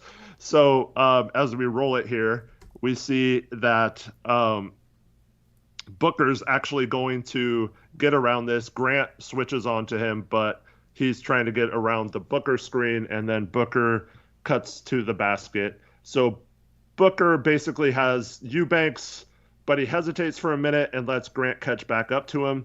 But then he drives past Grant. And once again, this is in the next slide. Look who provides the help defense so Booker does not get a good, clean look on the shot. It's Nasir Little. This is 2 plays in the first half. We've talked about how bad he's been off ball. 2 plays where he was in the right spot and forces a pass out, or in this case, a really tough shot from Booker over an extended Nasir Little, and gets a miss. And then, unfortunately, Eubanks gets pushed out of the way, and Ayton grabs it and puts it in. But I just wanted to show, even though they had the double screen and got basically Booker ahead of Grant, like where Grant can't really defend him if he gets to the basket, there was not stepping up in the right position once again. Yeah. Yep. But got a box out at the end. Yeah. It's also a little weird that Booker just didn't kick corner here. Or is there somebody on McHale that we can't see? Yeah, which one? Oh, yeah. I think Winslow's over there. Yeah. Okay. I don't think you can see him. Yeah. Yeah, because where did Grant go? Wait, Grant's there. Where did Grant go? I don't know. Yeah, I don't see Grant at all, so maybe somebody's hidden there. Yeah, but no, good help defense by Nas. Just, this is a push in the back, too. Look at Ayton with both his hands on Eubanks' back. Yeah, I know. But you still gotta. Somehow Eubanks didn't get pushed, though. He went the other way. I don't know. Yeah. you gotta be. Well, he ends up like kind of getting in front of him, but he doesn't. The problem with Eubanks has been so far on when he gives up offensive rebounds, and Nurk's actually been doing this this year too. So you got to blame both of them. They're not like getting back into the defender or the guy or the offensive player trying to get the rebound. They're just kind of standing between him and the basket. And even though it's a push off, if you're not like strong and set and have your butt sticking out to where you're like fending them off, the contact's not going to seem as physical as it would be if you were bringing that physicality to them. And that's how you have to attack box outs, is to like bring the contact to them, because you're not going to get called for an offensive foul by putting your butt out too much or anything. Like, just get into them. And if they have to go through you to get a rebound, for Eubanks and Nurk, that should be an automatic over the back if they try to go through them. And instead, we're getting too soft on those offensive rebounds, I think, too finesse. So they just got to be a little stronger on those. Yep, I agree. Let's move on. Thank you for that segment, Eric. Let's move on to player cards. Jerami Grant is our first player card of the night. We've talked at length about his play, but he had the mid-range shot dialed in, was aggressive, got to the free throw line. This is the first game where Jerami Grant has looked like Detroit, like prime Detroit Jerami Grant. And he had some bad games in Detroit and whatnot, but he had a lot of nights where he'd have 30 points. He'd have a lot of nights like this. Obviously, with him being on a better team, you're not going to see as much of that. It was just nice to see star-level Jerami Grant for a game. Yes.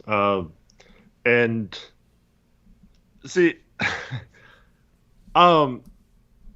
we had that comment earlier about, like, got to give credit to Jerami Grant. Absolutely. He's been really good. It's just such a game changer to have, like, a forward who can just disrupt with his length and get shots off and score. Tonight, he was more used like the Detroit Jerami Grant, though.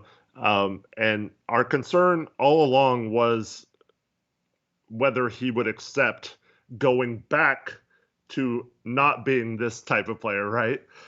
And the minute he, or at least you and I on a stream back in April, found out that he was 100% in on that role and didn't need to be the man anymore and wanted to go back to being on a winning team and all that kind of stuff. The minute that happened, we both changed our tune on Jerami Grant. We ended up getting him for fairly cheap, so credit to Joe Cronin for that. But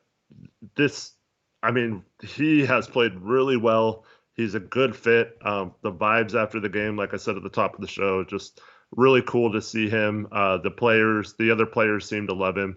So, like, all the things we were worried about or concerned because it seemed from the outside like he maybe didn't care as much about winning once he accepted that Detroit contract and just cared about stats and things like that. Once those concerns were out the window and we got him for what we got him for, it completely changed things, and I'm happy to have him. Yeah.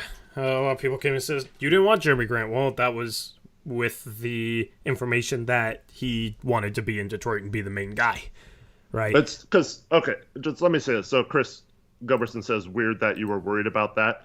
Before April, Grant did not want to be in Portland. He did not want to be here. He had a chance to be traded here in the past. We would have had to give up a lot more for him.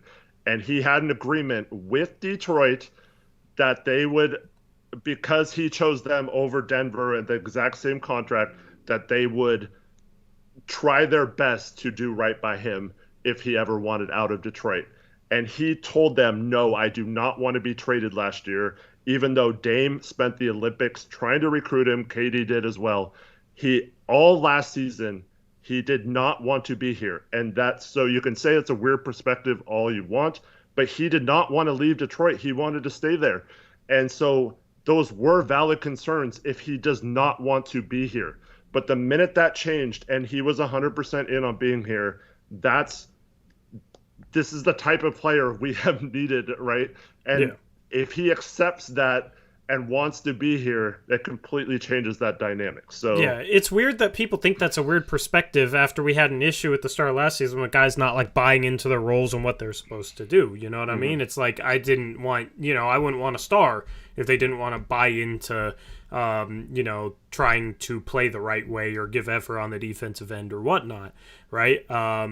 And with Jerami Grant, he's bought into his role. He has the talent to step up and have a night like this when they need him to. And then playing off guys, he's good in that regard as well. So I understand him going to Detroit to want to prove that he can be that main guy and then saying, okay, now I want to go and prove that I can be more than I was in Denver and OKC for a team trying to win. See, like once he made that decision, that's when we're all on board with him. So we've had a lot of people come in and say, well, you weren't super on board with the Jerami Grant stuff. It was for that context, not because of who he is as a player. The only thing was, you probably don't want him to be your main on-ball defender, and they still put him up against, main offensive guys that run a lot of pick and rolls. He just struggles getting through screens. Everywhere else defensively, he's really good. It's just the screen thing.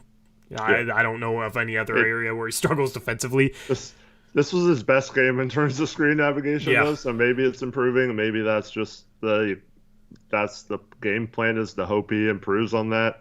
I still think he'd be better as a help defender even if he did improve his screen navigation, but can't argue that he did do better of it tonight. Yeah, absolutely. And then he did everything else. And the passing, too. I want to go back and watch his assists and kind of go back over that after this game. Because 5 assists, that's nice, too. The other thing that Chris Brandlin mentions is rebounding. Well, yeah, that is still a concern, but you have Yusuf Nurkic, who's one of the best rebounders in the league, and you have Josh Hart, who is one of the better under 6'6" rebounders in the league. So that kind of makes up for that. But without Hart, that was a legitimate concern last year prior to getting Hart, and why we didn't want Grant is because we were having rebounding issues in prior seasons, and adding someone at the forward who doesn't rebound would only have added to that. So that was a valid concern, but that's where you got to give props to Cronin, is even though Grant still isn't rebounding, we do have the lineup, and the starting lineup is fine rebounding wise around that. Yeah. I mean, Josh Hart, view it on the boards. Josh Hart's a power forward and Jerami Grant's a small forward. Right. All right, just view it like that, and it looks better. Or a 5'10" guard. Yeah. Or, I mean, how many rebounds per game is I think Simon's averaging 4 and Dame was averaging 4. So, I mean, they're a 3-guard lineup, and then Hart's your power forward rebounding-wise, and Nurkic your center. But the boards have been fine with Nurkic in the game. That's what Nurkic doesn't get enough credit for, is rebounding. Rebounding is just an underrated thing in general, I feel like. Let's move on to the next player card, which is Yusuf Nurkic. 14 points, 8 rebounds, 3 assists, 1 steal, 6 for 13 from the field, 2 for 2 from 3. I always say, what he shoots from 2 because he shoots threes at such a low clip that it's it drags down his field goal percentage. Right now, the last 2 games, it's raised his field goal percentage. So 6 for 13 looks pretty good. He was 4 for 11 inside the arc, kind of struggled to finish, and he also didn't get to the free throw line, so he wasn't as much of an interior presence offensively as maybe he could be if he had an even better game. But, I mean, if he's making up for that by shooting 2 for 2 from the 3-point line, I mean, I'll take it. Yeah, I mean, 4 for 11's not good. Man, he must have had, I think there was 2 or 3 plays in a row where he did the same move in the post and missed all of them. And then he had a 4th one later in the game, same move, spinning towards the middle of the paint, one-handed hook shot.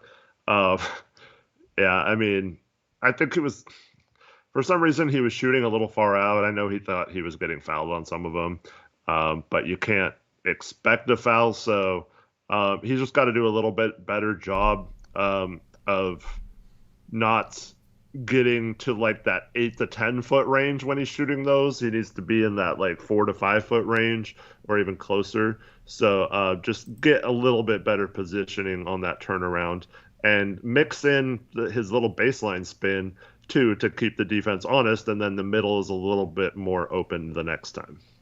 Yeah. Yep. 3 assists, 2 turnovers, 8 boards.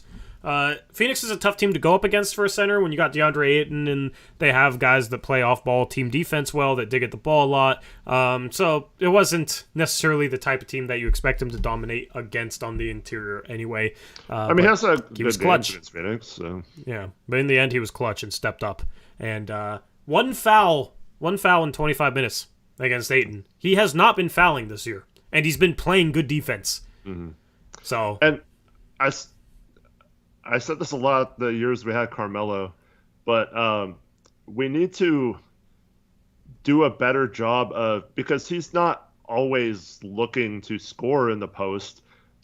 I just want to see some action, maybe that backdoor screen you were talking about last game, just something to maybe get someone open cutting down the middle of the paint to where he can just do a nice little bounce pass or dump pass to a cutter or throw a backside lob.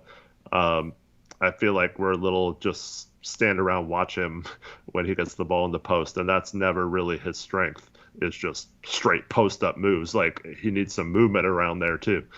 Yeah. Before we move on to the next player card, because this is just like a giant conversation in chat right now. Great, Dame has been playing in the flow of the offense when he's out there, man. Like, I don't want to go in depth and have a whole conversation around this right now because I just want to focus on this great win. But you got to give Dame credit for playing in the flow of the offense. He's been doing a better job playing off the ball. He's been able to have 30, 40-point games because he's getting catch-and-shoot looks because other guys are creating. Like, he's played within the flow of the offense. Like, criticizing him for saying he needs to shoot less when he's shooting, very efficient numbers and getting 31 points per game and playing in the flow of the offense just comes across as hate to me. Like, especially a game where he doesn't even play and we had a phenomenal win without him. Do you know how many shots he's averaging a game, averaging 31 points? Probably less than he has the past couple of years. I don't know. It's 20. 20 shots, 31 points. Like, that's not someone who needs to shoot less. And do you know it's actually 19. It's actually closer to 19. What's his true shooting percentage? True shooting percentages this year? 62, 63%. 67. 67%? 67% from a guy, a guard. Which is insane. I mean like, when Dame shoots, good things happen. Like, okay, I get it. Like, if you said going into the year, we don't need Dame to do as much or whatever. But if he's shooting 67% and averaging 31 on, 19, 20 shots a game, that's saying we need less of that. Come on, Gray.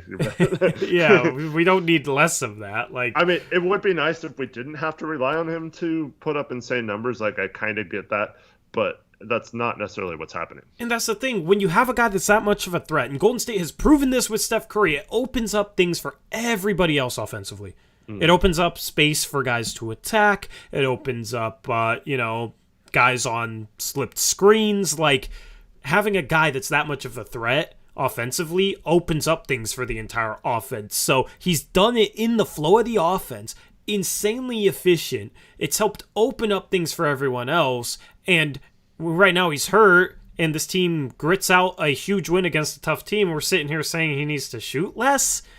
It's just, I don't know, man. That's not a take that I agree with at all. But anyway, let's move on. Justice Winslow. I got frustrated with Justice Winslow tonight for some of his turnovers, but overall he had a very good game. Almost had a triple-double, 12 points, 9 rebounds, 9 assists, 2 steals, 6 for 12 from the field, 0 for 1 from 3. When he attacked the rim, he made good things happen tonight.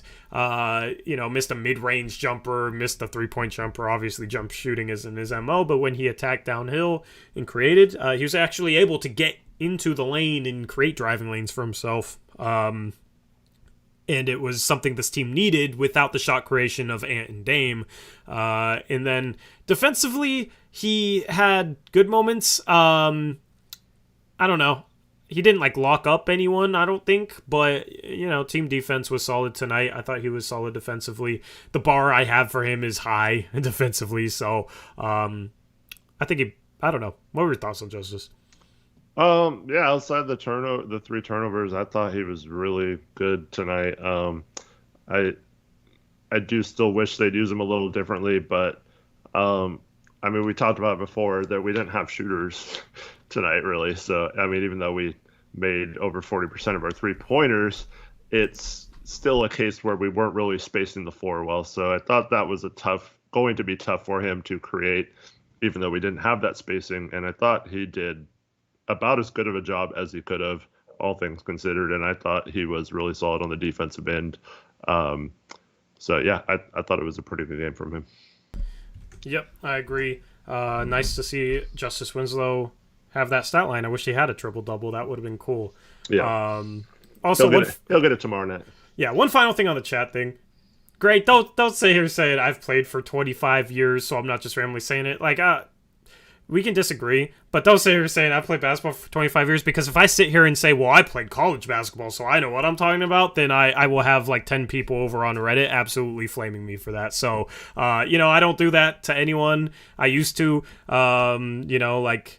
I used to think my basketball experience playing in college helped me know things that other people couldn't, but that's not true. You can study the game and know the game regardless of how much or how little you've actually played it. So let's not do that, because I won't do that to you, saying that I've played college ball or whatever. Anyway, let's move on. That's the last I'm going to talk about that. Nasir Little, 12 points, 4 rebounds, 3 assists, a block, 4 for 7 from the field, 2 for 4 from 3 in 23 minutes. I think that's a season high for minutes. Eric, correct me if I'm wrong, but he was phenomenal tonight. He played good team defense, the best team defense he's played all season long, 3 assists, with only, 2 turnovers. This team had a lot of turnovers tonight, but he had 3 assists. You love to see that. He knocked down 2 of his 4 threes. He had a couple nice possessions attacking the rim. He did a bunch of things well tonight for the first time all season. A couple of nice passes as well. I thought something that happened in the first half, this is why he played so many minutes, is I think once he came in towards the end of the first quarter, I think he played the whole rest of the half. And so Chauncey had faith in him, left him in for a long time. And I like to see that. Get his confidence going. I felt like there were a couple times where we didn't have a very good unit on the floor, and he made a play, whether it be a pull-up jumper or a three-point shot or one of those passes for an assist, and really kind of settled that unit down and made it so it wasn't quite as bad as it could have been in some of those situations. Yeah. I mean, we need Nasir Little to step up and be better. He helps this team reach an even higher level of upside. So this type of game is what I've been waiting to see from him, and hopefully it's a sign of better things to come from him. Mm-hmm. Absolutely. But yeah, good to see him play well. We need him to step up while we have all these guys out. Yeah. What were your thoughts on Keon tonight? It was a tale of two halves for him. I thought he was maybe our best player in the first half, outside of Grant, obviously hitting all those shots. But we were not playing well at the beginning of this game, and Keon comes in, he had a steal on a post up. I forgot if it was Ayton or Booker, but someone posted up and he came baseline weak side and stole the ball, and then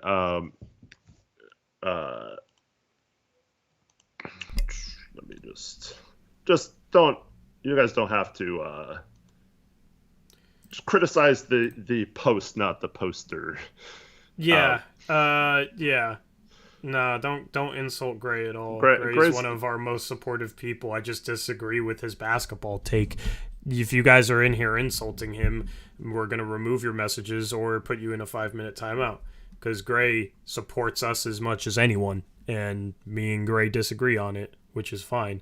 So, is what it is. But that's the thing. It's I'm not going to sit here and if I disagree with somebody in chat, I'm not going to sit here and pretend to agree with them because they support the channel or because they donate. You know what I mean? And if, they do something that I'm not a fan of in chat, then I will also talk about that.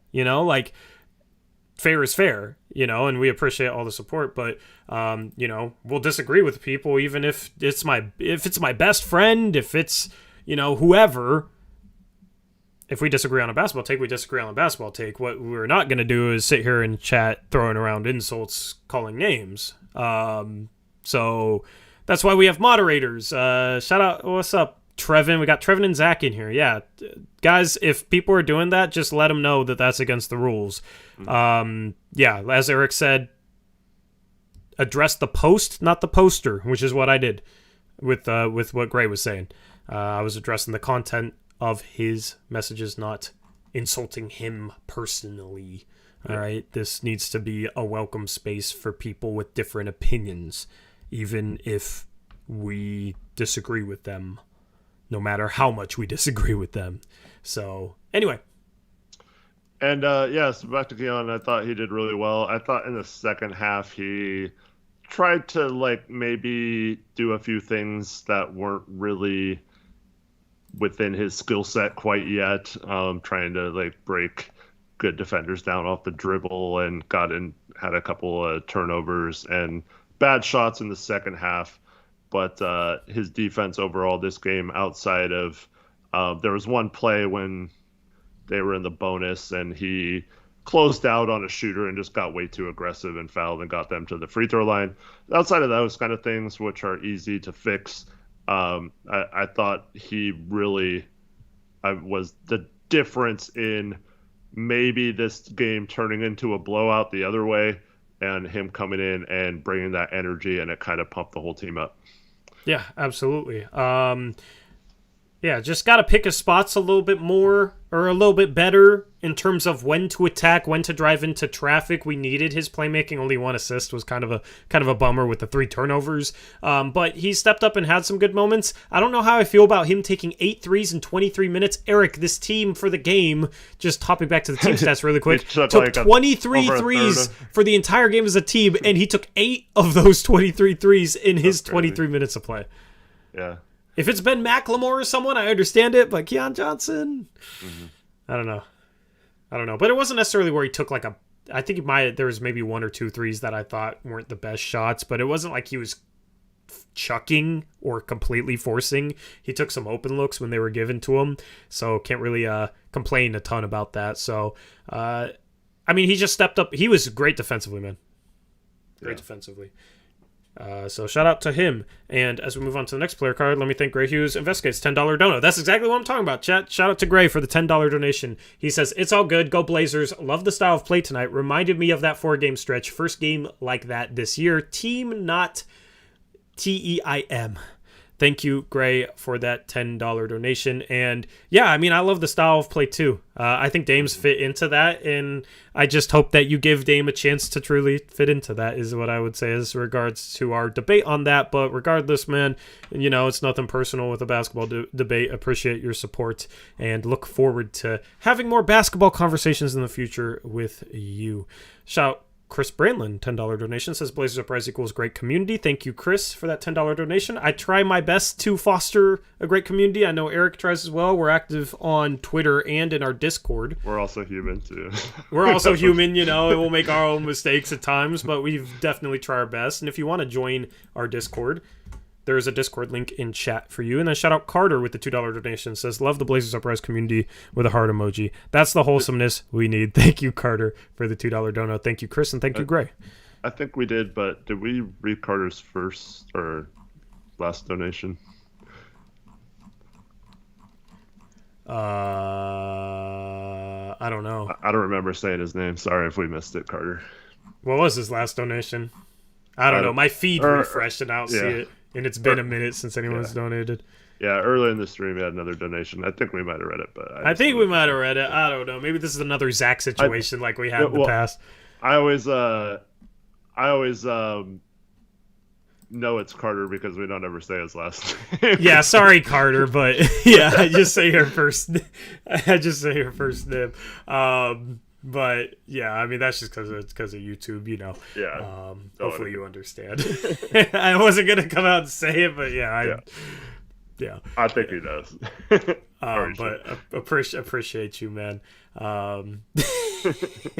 Anyway, shout out to Shaden Sharp. Also, if you left a donation message we didn't read off, if you could repost it, we'll read it off. Sorry if I missed one. But anyway, Sharp tonight had a better start tonight than he did last game. 10 points, a rebound, and assist. Played 28 minutes, was 4 for 8 from the field, 2 for 3 from 3. What did you think of the Rook? Yeah, it was tough because he got in foul trouble early. So this is a game he probably could have played 35 minutes if he didn't get into foul trouble early. But I thought he was fine. I still think he's a little unsure on some of his shots, whether he should be shooting or not. So I'd love to just maybe have someone tell him it's okay. Like, if you're open, shoot it, and get that confidence going on the mid-range and open 3-point shots. But yeah, he definitely had that. Well, in the first quarter when he had that that corner 3-pointer, that was pretty. Yeah. And he had another 3 in the quarter, I think. So yeah, he got off to a good scoring start. Still, he's got to find a way to use his athleticism a little more. I think he can be a really good defender. he's making a lot of mistakes, but once again, like we talked about last game, it's a situation where he's still so far ahead of like where anyone could have thought he would be on that end. So it's hard to be like disappointed when he makes a mistake, because you have to realize he doesn't have many reps, especially against good players. I mean, it's all the way back to high school AAU stuff. So, but yeah, just use that athleticism to attack the rim a little more instead of settling for jumpers or passing back out to the top, and take the action to him, especially when we get teams in the penalty. Like, get to the free throw line, man, and make a living there. That's how all the good scorers create opportunities for themselves and others, is by getting to the free throw line a lot. Yeah, and he picked up a foul biting on a mid-range pump fake from Devin Booker that ended up being an and one for Book. I'm hoping that move being done on him maybe taught him something, because he's somebody who said that he studies Devin Booker's game and tries to pattern his game after Devin Booker's, and Bradley Beal is the other guy that he likes. And he got a chance to guard Devin Booker today. Devin Booker kind of had a welcome to the league rook moment on him, pump faking, getting him into the air, drawing the foul. Easy play for Booker, bad defensive play from Sharp. But I mean, that's something that Sharp should try in the mid-range when he gets cut off. A lot of times he'll drive, get cut off in the mid-range, and just kick the ball out. But, pull up, pump fake. If they jump, try and draw the foul. If not, then you kick it out. And if you can get to the line, awesome.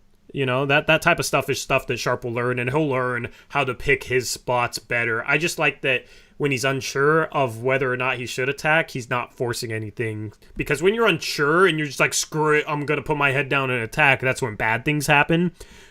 He's only being aggressive when he has that confidence in whatever situation he's in with the ball, or if it's like 5 on the shot clock or whatever. That's good, because he's not going to hurt you making a bunch of boneheaded offensive plays where he doesn't know how to pick his spots and he's forcing things. Instead, it's, okay, he's a little bit passive, but you can take that. Yeah, absolutely. So, shout out to Sharp. Love watching him start and play. We got Eubanks, as Gabe calls him. 10 points, 4 rebounds, and assist, a block. 5 for 5 from the field in his 23 minutes. He was good tonight. Yeah, I thought he was really good. At the one turnover was, like you mentioned earlier, kind of questionable. Can I explain this? Yeah. Yeah, so, because Dro asked earlier, he said, Eric and Tori, can you guys please talk about the moving screens we do? How do we stop that? A lot of people blame the screener on a moving screen, but it's not always the screener's fault. The ball handler has to wait until the screen is set, or at least close to being set, before they use it. On Drew Eubanks' moving screen turnover, Drew Eubanks is running up to set a screen for Justice Winslow, and Justice Winslow starts just like driving at him. And basically it became a situation where Justice Winslow's defender starts running to keep up with the drive straight towards Drew Eubanks, and Drew Eubanks doesn't even have time to stop, and he just runs into him, and it's a moving screen, right? So a lot of times it's on the ball handler waiting for the screen to be set before they use it, so that they don't get their big man caught trying to come up and set the screen. So it's not always on the big man's fault. That turnover is Justice Winslow's to me, even though it counts as Drew Eubanks. So, but that's an answer to your question, hopefully, Drew. Yeah.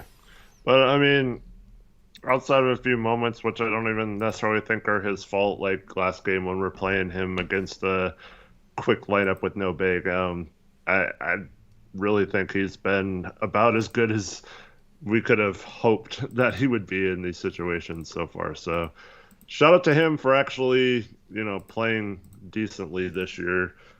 So far it hasn't hurt us not having a backup center that we thought was going to be reliable. So far he has been somewhat reliable. Reliable enough. Yep. We get Watford back, and Watford can maybe help contribute to that depth, hopefully, as well. Josh Hart, we've talked about him a bit. Anything else you wanted to add? I think we just need him to be a little more aggressive tomorrow. They're going to be focusing a lot on stopping the things that we did well tonight. So I think he can maybe step up and create a little bit more, even though he had 6 assists tonight. Good stat line overall. I think he just needs to be a little more of the offense, because they're going to really try to stop Jerami Grant tomorrow night if we don't have Ant and Damon again. Yeah, definitely. People saying Josh Hart's 3 looks so ugly. I mean, he's still shooting a decent percentage on the season. I don't think his 3 is ugly necessarily. He just hasn't shot it a ton. Before this game, he was shooting 33% from 3, which that's going to rise a little bit. But he was 3 for 9 in 7 games. So he's shooting about 1 a game. I would like to see him shoot a couple more. But the MO of this team is attacking, and he fits into that. And he's been somebody that's helped establish that style of play. So now he's 4 for 11 from 3. That is, 36%. So it's not like he's not shooting a good percentage. It's a very small sample, obviously. But, just shoot the wide open ones. And otherwise, attack those closeouts because that's what he's good at. Absolutely. Just make teams close out, make teams have to worry about you behind the 3-point line enough, and then you're more of a floor spacer. Yep. So that's the key for him, I think. Anything else on him? No, just excited to see if he brings it tomorrow. And as Chat mentioned earlier, he hasn't really been super aggressive. It's been all year, but particularly after he hit his head, it's been a little more passive than he should be without Dame. But hopefully that changes tomorrow night.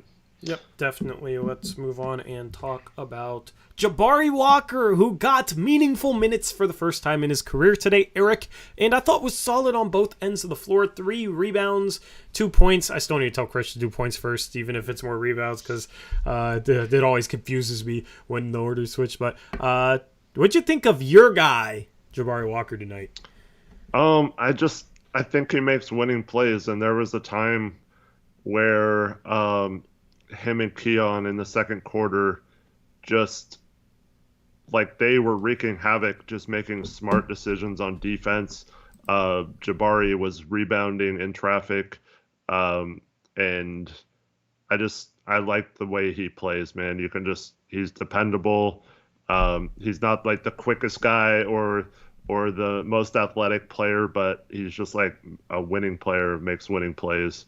And I was happy to see him get a little bit of run tonight, and hopefully he gets a chance tomorrow night as well.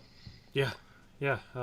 Just fits into the style of play, won't make mistakes, won't mess things up, will play good defense. He had a good defensive possession that you showcased in Brand's breakdown, will rebound, and then won't force things offensively. That's what you want from your, 13th, 14th man. I don't think it's a surprise that Chauncey Billups trusted Jabari Walker a little bit more than Greg Brown III in this type of game, just to come in and provide solid minutes and not have a high amount of downside where you're worried about him making mistakes.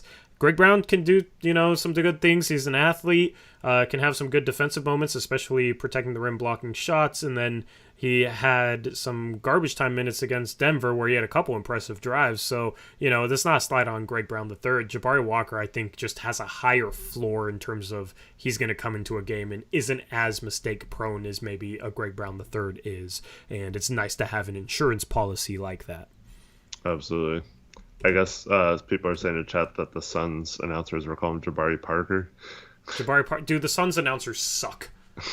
Because I was watching the game feed on my phone, which was the Blazers broadcast, but I was listening to it in a Discord call with Gabe, we would get synced. That's also kind of what confused me on the last play, and that's why I was quiet down the stretch. I was a little bit out of sync with him, but so I was listening to the Suns announcers. Oh my goodness, man. They complained about foul calls more than I've ever heard. It was like Mike Barrett.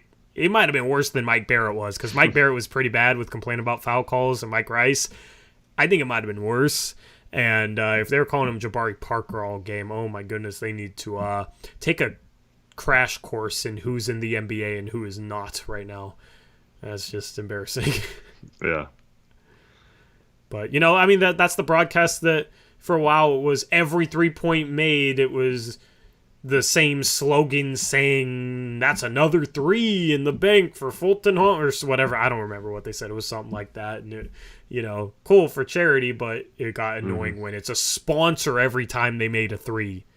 Yeah, for sure. Do any of you in chat remember that? Yeah, that was annoying. Anyway, that is player cards. Eric, are you ready for Around the NBA? We're going to stagger Let's do it. as we I didn't normally even do. really see much in the NBA tonight, so. Neither have I. So we're going to go down this path together, not knowing what else happened in the league, because all that matters to me right now, the Blazers get this win, and we'll take a look at the Western Conference standings. I'm excited for that slide. But first, the Cavs are 7-1, Eric. 7-1. I should have put them as my 1 seed. I debated putting them as my 1 seed. And I was like, maybe that's a little too bold for the second year in a row. Not being bullish on them has maybe not worked out so well because they're looking like a 1 seed. Bucks are still undefeated. Yeah, but Cleveland's 7-1, man. Cleveland might get that 1 seed. I'm loving Cleveland. They're my favorite team in the East right now. I love a lot of their players. And in this game, they didn't have Donovan Mitchell. They didn't have Darius Garland.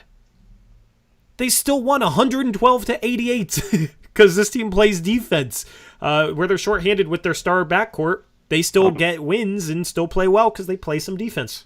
How many blocks did Mobley end up with? I thought I saw he had 8 at one point. He had 8 blocks. Evan Mobley, 11 points, 8 rebounds, 8 blocks, 5 for 14 from the field. But, I mean, defensively, the second-year player is phenomenal. Absolutely phenomenal. You pair him with Jared Allen. Yeah, that's why Detroit has 88. No surprise there. Jared Allen, 23.7 rebounds, 11 for 16 shooting. Kevin Love off the bench, 7 for 10, 21 points. It's still crazy how he's still in Cleveland. And now they actually like having him there because now he fits their timeline all of a sudden. Because it's a win-now team now. He survived the tank era, didn't get traded, and now he's a key piece off the bench. That's just funny to me. But for the Pistons, 19 from Cade Cunningham on 7 for 18 from the field. The next game looks like a good one, Eric. Well, the Knicks beat the Philadelphia 76ers by 2, so you would think good win for them. However, the 76ers didn't have James Harden, who's out for a month now with a foot injury, and Joel Embiid was still out of the lineup, so they didn't have either one of them. Tyrese Maxey was 10 for 29. Time for him to feast, right? 31 points, 7 assists, but yeah, on 29 shots, not the most efficient night for him. Tobias Harris had 23 in the loss as well. And then for the Knicks, another nice game. Looks like for Brunson with 23 and 7 assists, 6 rebounds. And RJ Barrett with 22 points as well. Meanwhile, Obi Toppin, 17 points. Obi Toppin still looking good. Still deserves to start, by the way. They need to either trade him or trade Randall because Obi Toppin is a starting caliber player that doesn't get enough playing time. All right. But let's head over to Indiana. As the Pacers get an upset win, the Pacers are 4-5. I don't remember the Pacers winning a single game so far this year, but they're 4-5. Here I am thinking like, oh yeah, their record sucks. They're tanking, but they're 4-5. They're better than Miami. Miami's 4-6. Even some things in the East don't make sense. But the Pacers, 25 from Buddy Hield, 10 for 18. 22 from Halliburton, 9 assists, 9 rebounds, 9 for 16. Benedict Mathurin, 5 for 11. 23 points, though, off the bench. He got to the free throw line 12 times in his 37 minutes. Made 10 of them. He's a star as a rookie because he got 12 free throws. He's been taking the ball pretty strong to the rim and hitting the 3 well, so, yeah. At this point, Eric, Benedict Mathurin might be the 6th man of the year without being rookie of the year. That's crazy. Which is just insane, absolutely. So, good win from Indiana. Jimmy Butler's still out. Do you know when he's supposed to return? Because the Blazers play them soon. I do not know how long he's supposed to be out, but I saw he was missing tonight's game, but I don't know how long. Yeah, so we'll see. We'll look at the Blazers' next 5 games in a second, but Tyler Hero, 29 points, Adebayo, 18, Strus, 17 for the Heat. The Brooklyn Nets demolished the Washington Wizards tonight without Kyrie Irving, and they also, Kevin Durant ended Daniel Gafford's career. We can't trade for him now because he's been a trade target, but no longer. He did the splits after a Kevin Durant move and went down to the ground as Durant hit like a 12-foot jumper on him. But yeah, Durant had 28. Cam Thomas off the bench was 17. Nick Claxton 18 and 9. Durant also had 11 assists in this game. For the Wizards, they didn't really have a lot of good performances. Beal with 20 points, Kuzma 19, but their whole starting lineup and most of their bench got destroyed in the plus-minus category. Yep, and they're starting Edmund Sumner in this game, which is a bit of a surprising name, and he had a solid game. Watanabe, solid game. Yeah, good for the Nets after all the drama they've been dealing with in the past few days. Yeah, and the problem is it's a lot of drama of their own doing. So maybe I shouldn't be saying good for the Nets.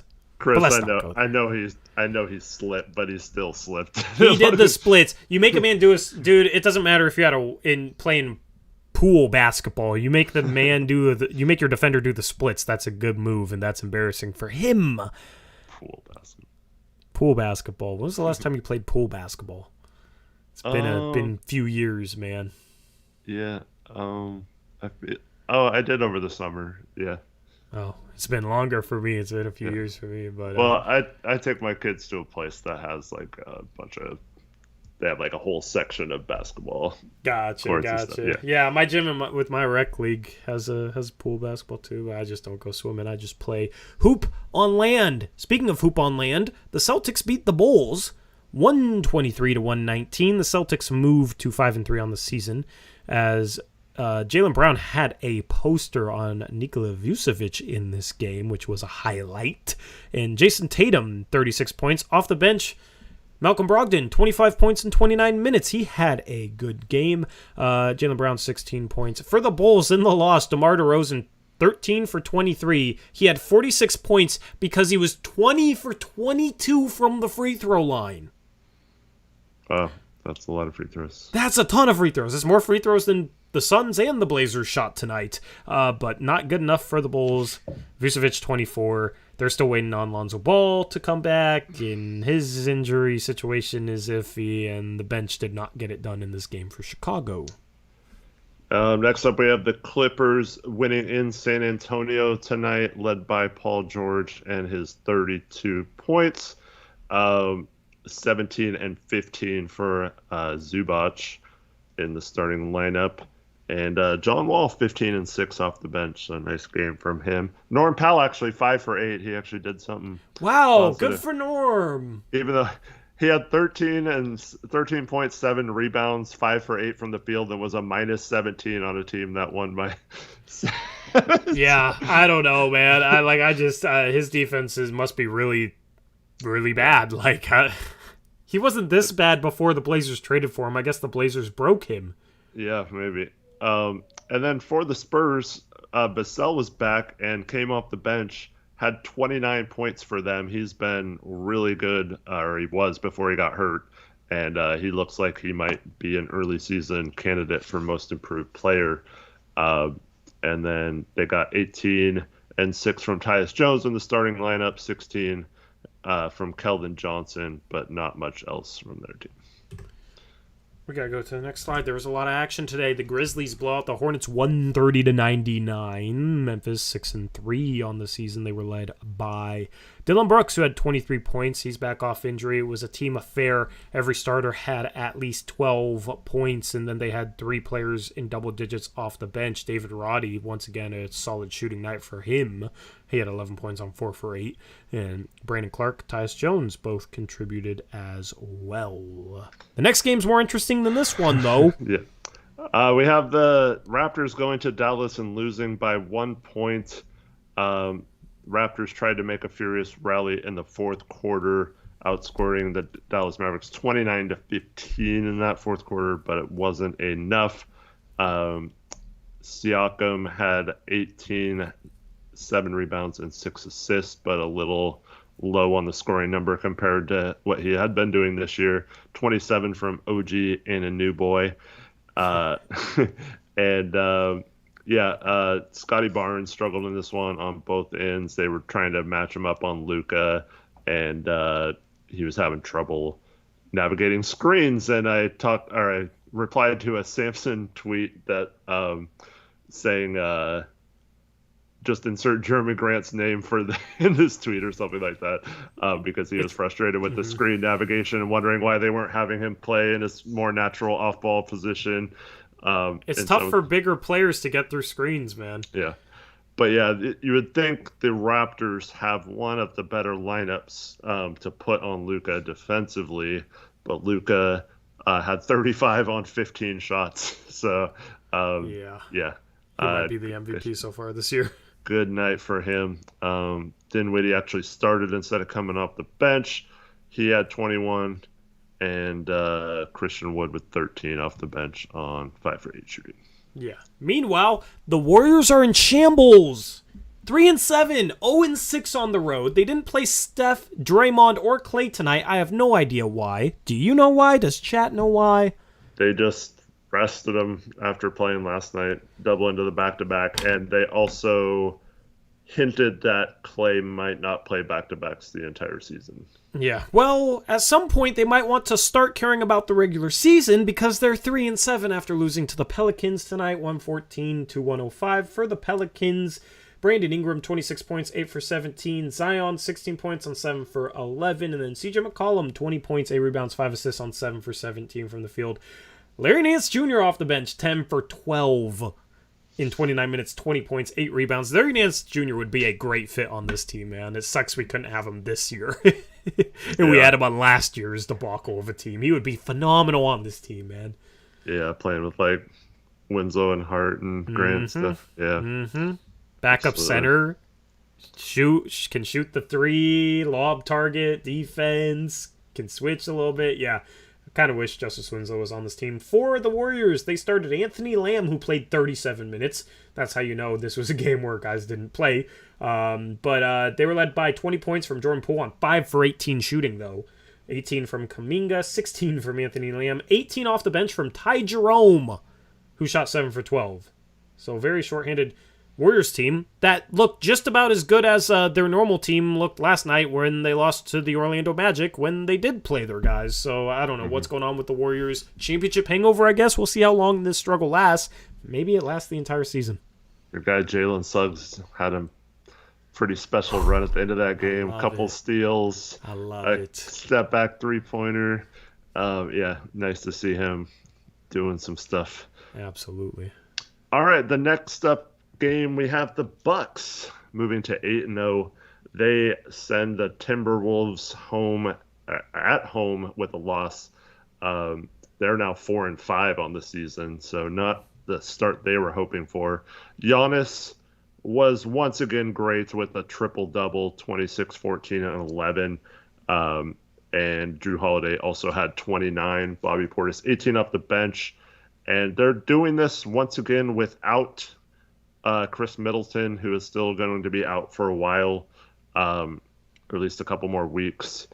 So the fact that they're doing this without one of their better players is they're looking like a very good team.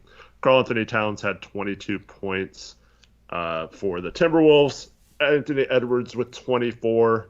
Rudy Gobert only 7 points, even though he had 13 rebounds. Yep, and I got to give some love to a rookie in this one, Eric. Marjon Beauchamp played 18 minutes. The first 3 games he played, and he barely played.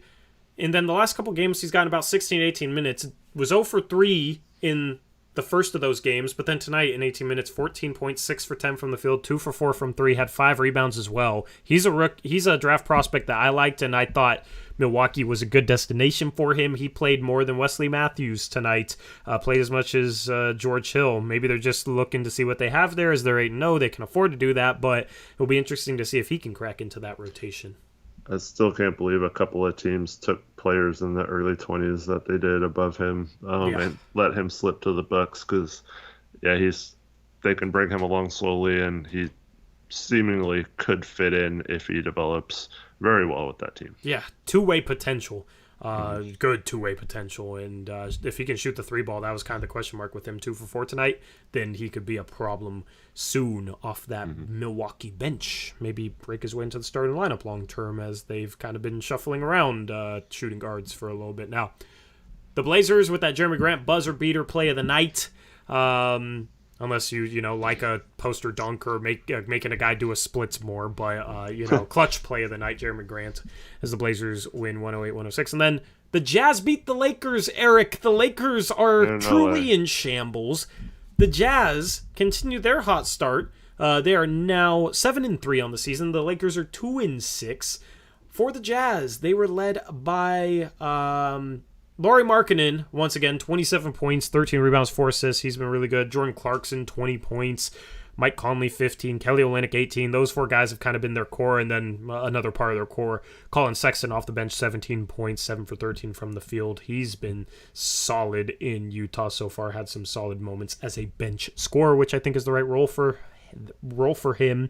Vanderbilt, 1 for 1 from 3. I guess he really did learn how to shoot, Eric, because that's a guy Blazer fans have wanted for a while, and I've talked about, he just, can't shoot outside of 3 feet. Well, on the season, he's now shooting 50% from 3. I think he's like 5 for 10, probably. So Nurkic level sample size. Yeah, but, that's good. That's, for him, that's good. Because I don't know if he hit a 3 in his career before this year. I don't know. So if he learned how to shoot, man, that could be a guy that could develop into something. He's still pretty young. For the Lakers... Hey, wait, Simone Fontecchio played an NBA game. Shout out to Simone Fontecchio, if that's how you say his name. That's a fun name to say. That's the random, international player that came over this year, like Campazzo was. But then Campazzo became a well-known name. So maybe Fontecchio is next, but he's not getting enough PT, unfortunately. Anthony Davis, 22 in the loss for the Lakers. LeBron, 7 for 19 from the field. He had 17 points, 10 rebounds, 8 assists, 3 turnovers for the King. Russell Westbrook has had some good games off the bench. In 29 minutes, he had 26.6 assists, was 9 for 14 from the field, and 3 for 5 from 3 for Westbrook. Didn't matter. I don't get seeing that performance off the bench, having LeBron and AD in your starting lineup, and you still can't win games, man. I mean, they just can't defend.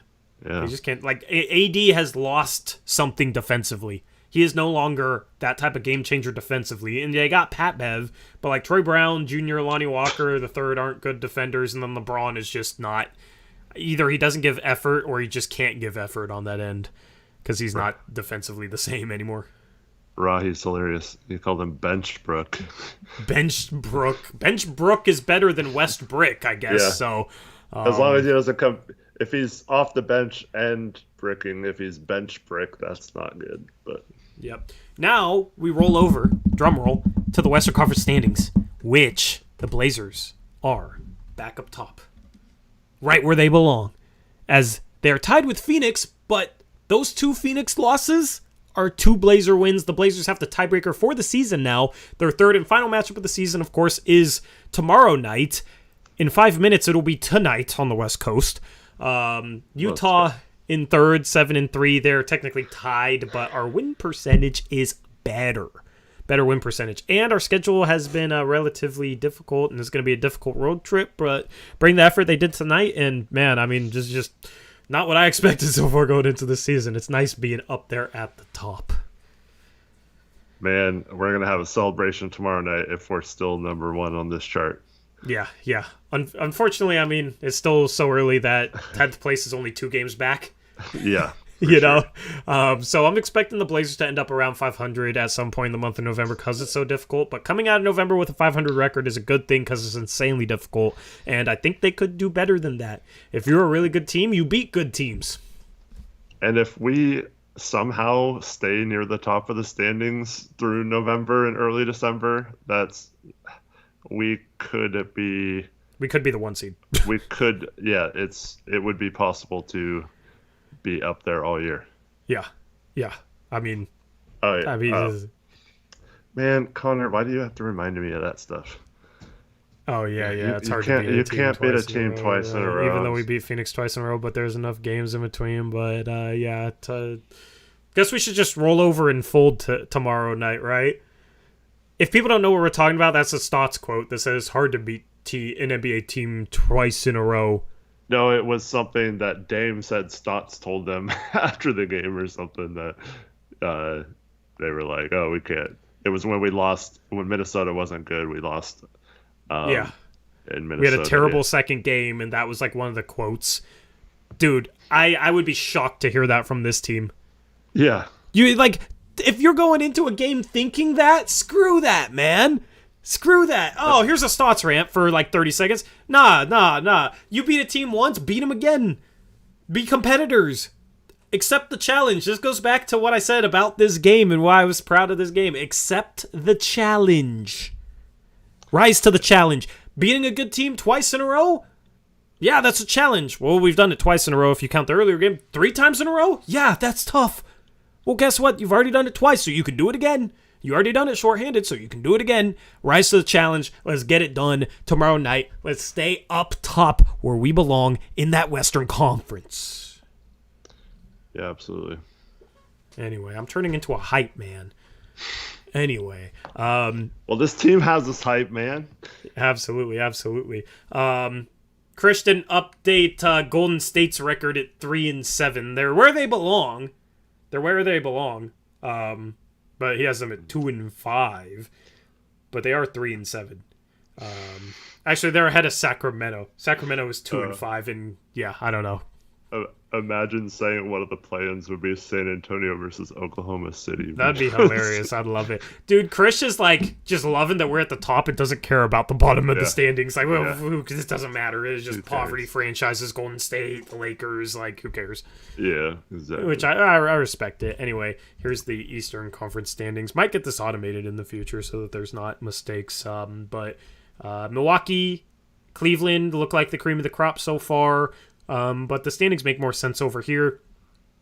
Philadelphia struggled, and now they have Harden out for a while, and Embiid's been injury prone. Philadelphia might have... I think Philadelphia is going to end up in the play-in, Eric. Yeah. Because even when they've had those guys, they haven't looked that good. Yeah. I mean, Embiid's missed the last few, so I think they're all right still. But, yeah, if Harden being out a month is going to be tough. Like... Dude, I feel like one of those 3 teams with Philadelphia, Miami, and Brooklyn is in the 9-10 playing game. Mm-hmm. That's just how it feels like so far. I mean, I don't know who's in the 7-8. I think New York could be a team there, but I don't think Indiana's going to stay at 8. Yeah. I don't know how this turns out, but you do have teams like Indiana, Washington that could easily fall down. And, I mean, for as bad as Brooklyn's been, they're still a game out of that 8 seed. So. Yeah, I'm just setting things up for the rest of the regular season. It's always fun to see how things develop. Mm-hmm. But Orlando, I still think Orlando is gonna maybe figure it out at some point and make a run. I like the talent they have on that roster, especially if Suggs can find some consistency alongside Banchero, Franz Wagner, Wendell Carter Jr. I like it.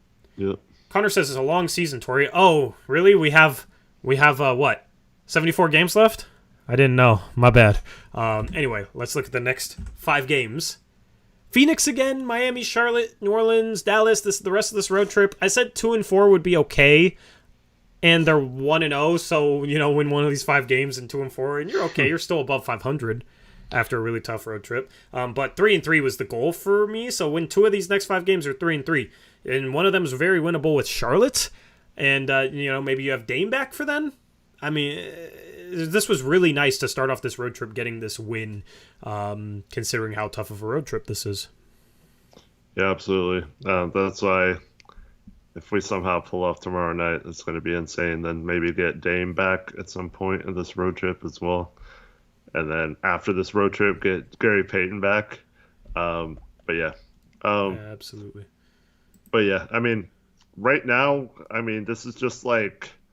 You're banking wins, and the more you can bank wins during this tough stretch, the better we're going to be later in the season. Yeah.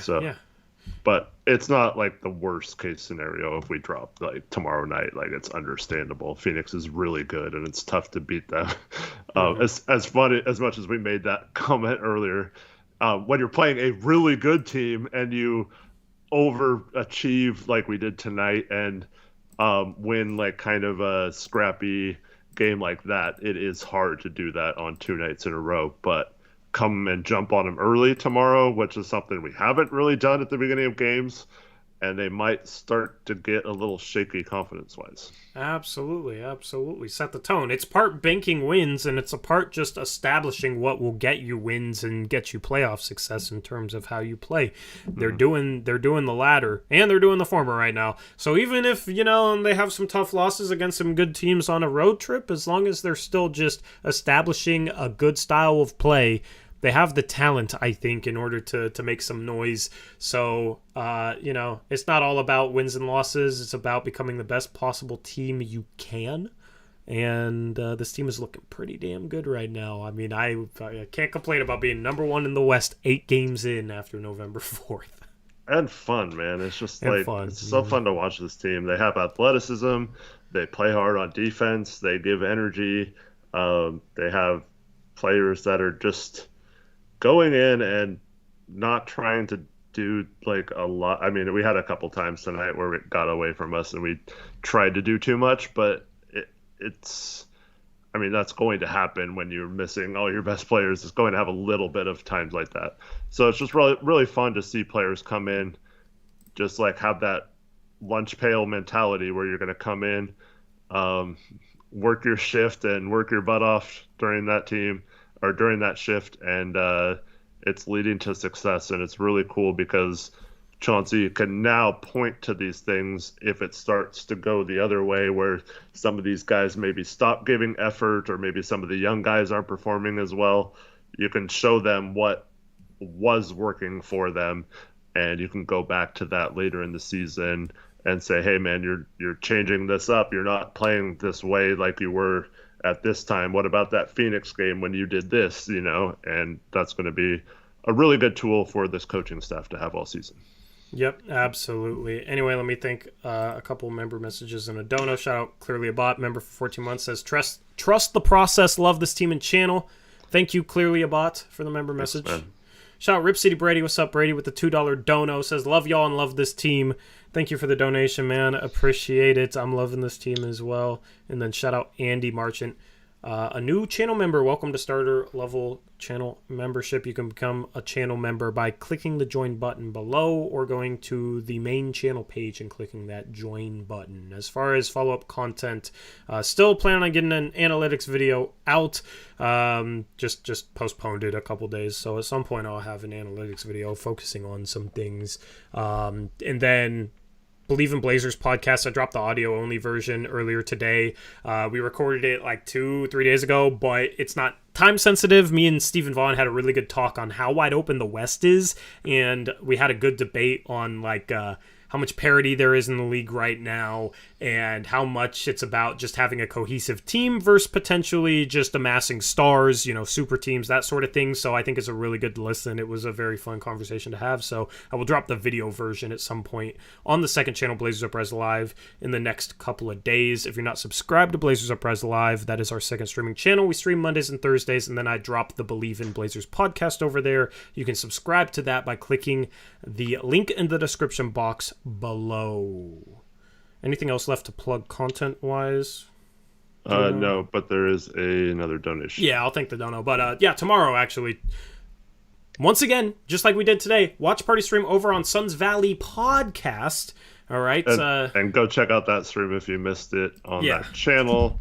Subscribe to It's not as PG as our post-game shows are. Yeah, right? there is cussing and stuff, so be prepared if you have kids or whatever. Yeah, if you hate cussing, we try and keep it family-friendly over here, but they are wild over there, and it's part of the entertainment, part of the charm, so it's always fun to just go and kick it with a couple of friends that are Phoenix Suns fans and then enjoy us breaking their hearts with a buzzer beater.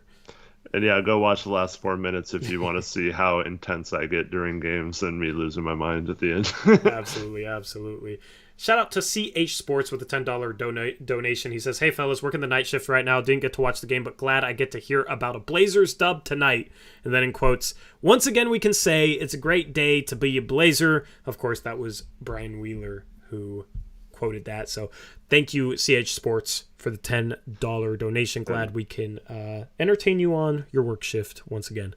Yes, we can. What an exciting game, and what a awesome shot by Jerami Grant. Great pass out of the I thought that was a good decision instead of having him come towards the top of the key or towards the ball, to have him go towards the hoop and just kind of throw it up to him. If it doesn't work out, there's still overtime. But yeah, great catch by Jerami Grant. Great shot. And that was just amazing. Let's go. Dubs. Absolutely. Great dub. Thank you to everyone who donated tonight. Your guys' donations fuel the channel for sure. It'd be really difficult to put all the time that we do into this without your guys' donations and support. So appreciate it. Truly. And then thank you to everyone who tuned in. You guys are this platform. Everyone who views all this stuff. We wouldn't have a platform without each and every one of you contributing to it, whether it's just watching videos, being subscribed, or hitting that like button. Definitely hit that like button. It's the easiest way to show some support for our streams and help our channel grow. The more we grow, the more stuff we can potentially do for you guys. So, it's a win-win, I think. So definitely hit that like button. We appreciate that as well. Anything else, Eric? Thank you to Bet Online for sponsoring the show tonight. And thank you to all of you for watching. Appreciate all of you. And have a good night. Hope to see you tomorrow. Yep, absolutely. This has been the Blazers Uprise postgame show presented by Bet Online. We will run things back later on tonight as it's past midnight. Phoenix Suns round 3. Hopefully we can get the season sweep and we can continue the good vibes. With that being said, hope you guys have a good rest of your night. Hopefully we see you tomorrow. Until then, as always, peace out. Go Blazers.